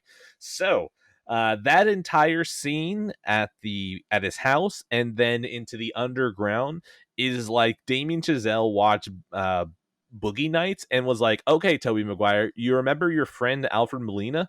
Okay, I need you to watch this scene and I need you to just give me that type of energy." Yeah, I can definitely see that. He killed that scene. Like that scene, that entire bit was so creepy and so out of left field. Like it literally turned into a horror movie, and I was like, where did Yeah. this come from? Fucking Damien Giselle. Like, are you gonna do a horror movie next? I'm down for that. Fucking imagine a horror movie with like a bop and soundtrack like that. Sure, I'm in. But yeah, Are you telling me that yeah, Whiplash I mean, isn't a it horror movie? really is. You're not wrong there. But The Haunted Folder, man, it's still out there. That's Whiplash 2. That's Whiplash 2. That's Bye. Drummer Man's powers came from the folder. But yeah, no, Toby, yeah, that he definitely had that energy in there. I agree. Like he was fucking so great. He was so great in that small role. Like it was very memorable. Very memorable. So, in that same breath, it pissed me off that I was thinking, like, I was trying to figure this out. I'm like, what the fuck is this the meeting point of between? And I hate that, like, as soon as they introduced um, the whole, silent era going into the talkies, I was like, oh my god, this is a fucked up Singing in the Rain. Oh my god, this is Wolf of Wall Street and Singing in the Rain. And then they start Singing in the Rain, and I'm like, it's okay. It's still an original thought. Sure, it looks like you gave me the idea, movie, but I'm pretty sure I can get away with it still. And then you get to the end of the movie, and he watches Singing in the Rain. I was like, God damn it!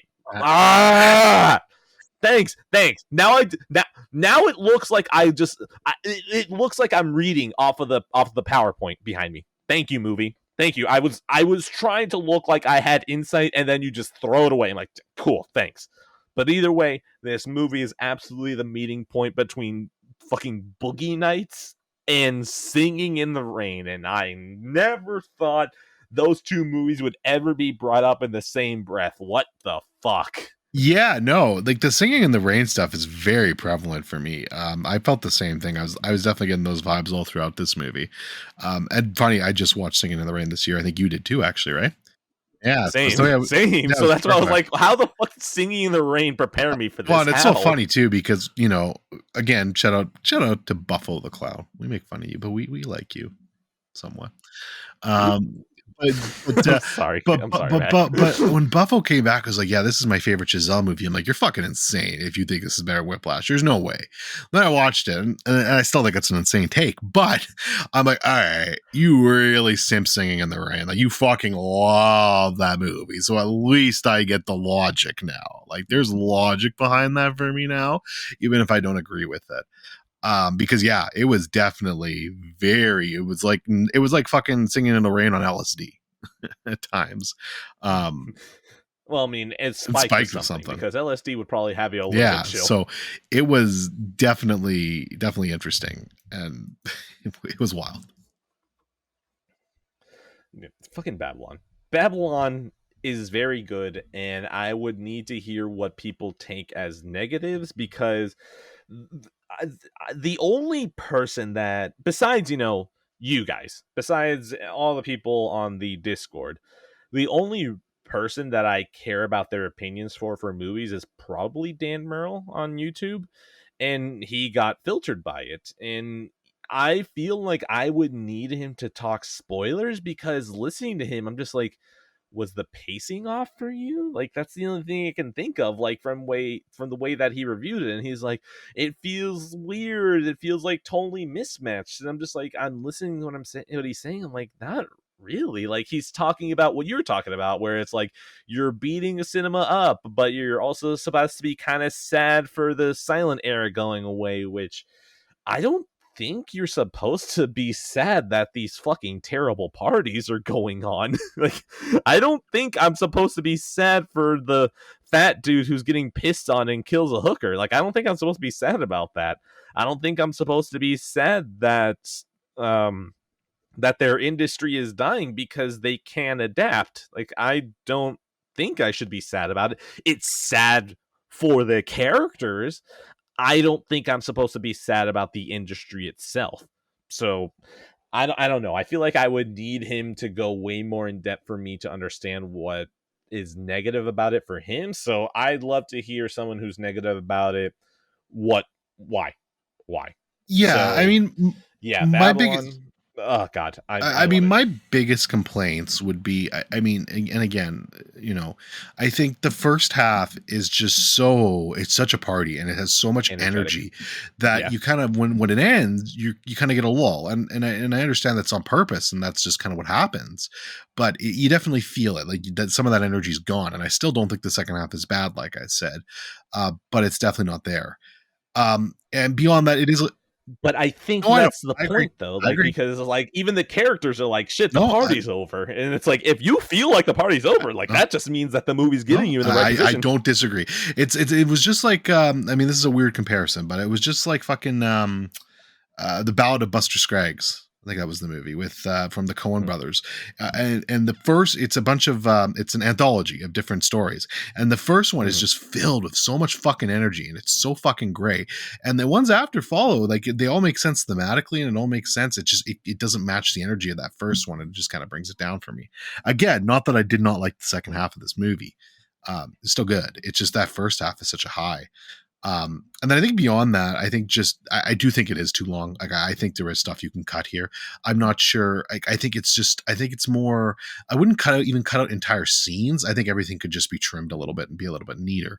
But obviously, he wanted to go for the big bombastic epic, so I guess what he's going for. I get what he's going for, because there's nothing really like there's not a scene I think I would entirely cut out. To be honest with you, the closest thing I could, Just yeah, trim. the closest thing I could think of maybe is the fucking the party Margot goes to when she tries to be all stuck up and nice or stuck up and proper and ends up vomiting everywhere. You could, I think you could cut down that pretty significantly. I still don't know if I'd cut it out I though don't know, entirely. man. Um, I wouldn't even shorten it, because, like, by the time that she's done, I am sick of those people. Like, like, it's one of those by the way, the fucking oh yeah, rattlesnake. that seems great. God, oh my god, that scene was so fucking Yeah, that scene was great. funny.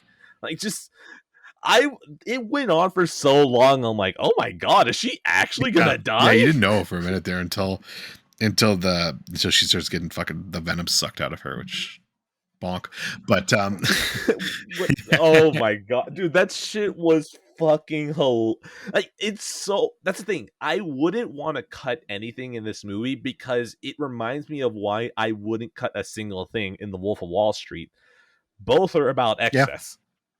It's in the Oh, fucking runtime. that's fair, and I understand that argument for sure. I think it's just personal preference for me.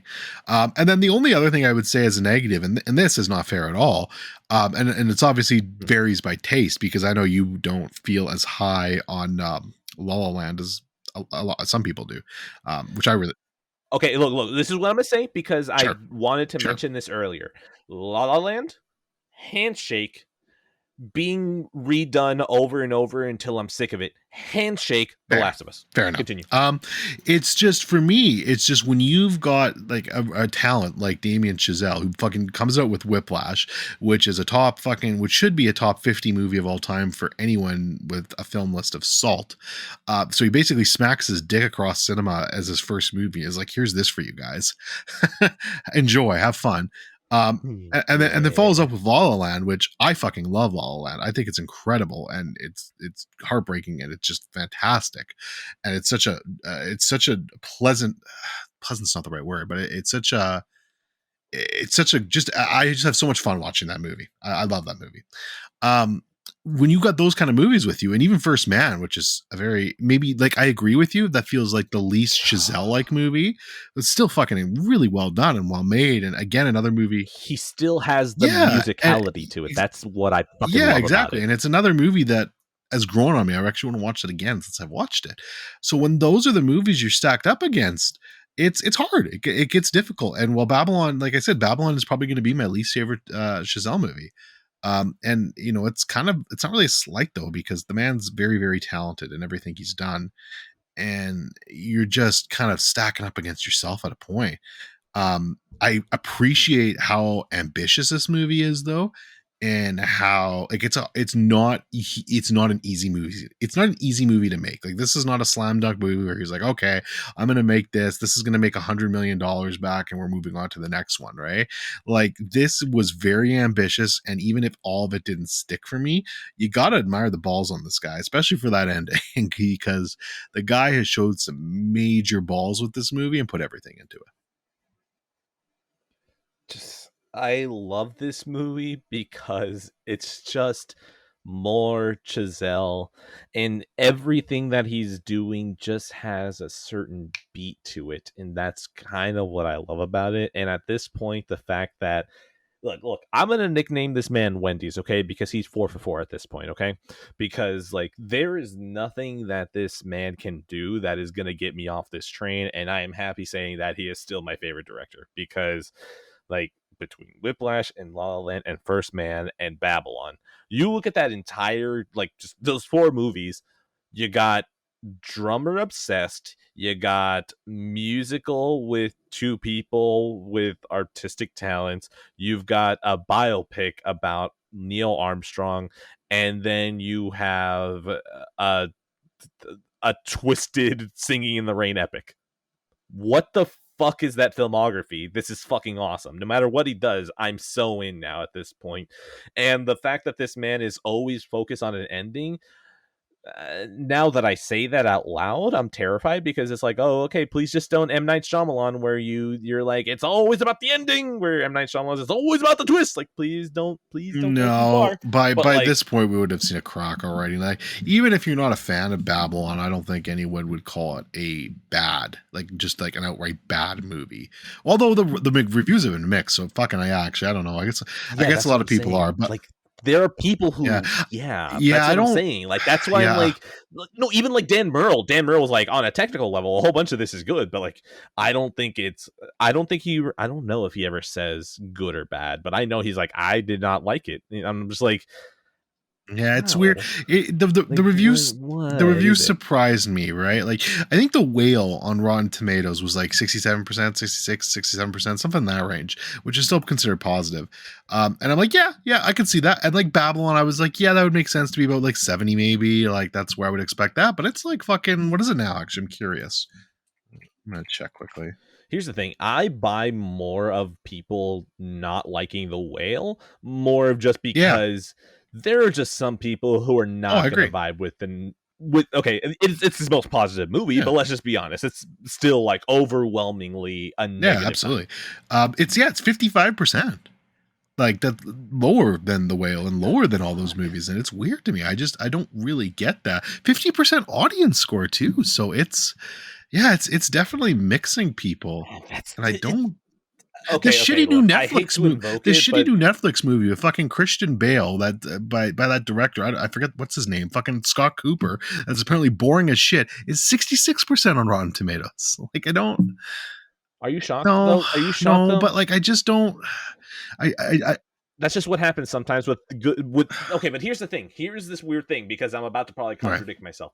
Are you shocked that people like the boring movie and like, it's passable, but the way more artistic movie that's willing to filter people would get worse reviews? No, no, I no, Oh, it's not shocking, but I don't know what's filtering about Babylon because at a very No, At a I very agree. base level, it's technically gray. It's like the dude should win best direct. Honestly, like I don't know if he will win best director. It's I'm gonna be very shocked if and don't get me wrong, I love this movie, so I think he deserves it. I'm gonna be very shocked if someone other than Steven Spielberg wins that award this year because that just feels like it's gifted to him this year. But from a pure technical direction standpoint, Babylon was incredibly well directed. The soundtrack was incredible. So from the technical perspective, now, yeah, that's not everything to a movie. Obviously, you need a good story there, a good plot, a good characters. Avatar. No, but I mean, like, that's Um, the thing. Then you'd be arguing for a better yeah, picture at that point, and fuck you, Avatar deserves it. but I just but Babylon's not that, like, Babylon's good. Like, at the very least, there's characters there that you care about. There's an interesting story and it pays off. And again, I'm still not completely sold on the payoff, but it's very memorable and unique. So I don't. I just like a lot of the negativity is weird to me on this movie. I'll just say that, and I don't really get it. Even if like for me, it's spoiler. It's a 7 out of 10. I'm not rating this super like incredibly high. I didn't fucking fall in love with this movie, but I like it a lot, and it has grown on me, and it's definitely one I want to rewatch. So I don't. It's weird to me. It's just weird to me, a lot of the negativity for this movie. That's all. I love the ending just because it justifies itself, at least. Because the idea of that ending is, like I said earlier, like, we gave you at least a good time, didn't we? And the movie, it being a movie and being a condemnation of the entire system that makes movies, and then you get to the end and it's like, but at least we hope you had a good time here right now. It feels very not self-congratulatory. It feels more congratulatory to the audience itself, more like, hey, I mean, you guys are here, I kind of hope you guys at least had fun throughout all this. So, like, even though this fucking entire system sucks, we kind of hope that there was at least one positive, which is that you enjoyed it. So, like, I just really dig that ending. Like, I just fucking love that Yeah, ending for that more than and anything else. besides, don't get me wrong. Like, I'm not trying to say Empire of Light is like comparable story wise or anything, but I think that's But I mean, it's a well, love letter. but It's a love but letter. We can this we can feels like so compare. much more than just a simple love letter. Like, there's so much more Yes. into Oh no, but that's the it. thing. That's why we can And it's compare like it. the review says, is this a love letter or a suicide note? Yes, it's not black and white for this one. It's not trying to just show you, yeah, Hollywood's a great place, right? Like, again, I love the Fablemans. Fablemans is my second or third now, sorry, third favorite movie of the year. I think it's incredible. But the Fablemans is very Hollywood's a positive place. It's great. That's it. It's not trying to show you any of the negative schluck like Babylon was willing to get in there and show you. So you gotta appreciate it if for nothing else but that. I love evil La La Land. Yeah, that's this is basically La La Land's evil twin. So, although I do think, fuck, what was the name of that? Fuck, what movie was it? Shit. Okay, you say something. I'm gonna see if I can find this. All right. Okay. So another thing that I want to say that I know is probably going to get you.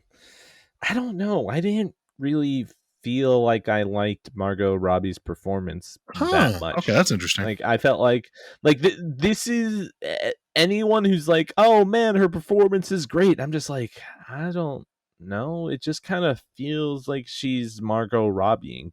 Like, her dance moves are sick. Like, I will absolutely, oh yeah, dude, that girl can dance.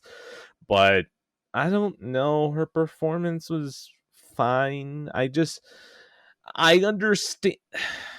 I don't know. Maybe it's intentional, and maybe that's a credit to her performance, but I don't know. She seemed very vapid, and considering how Manny handles her, I was always under the impression that the movie wanted her to seem deeper than she was, but her performance never really gave that depth. And the one time the movie tried to give that depth, I didn't buy it.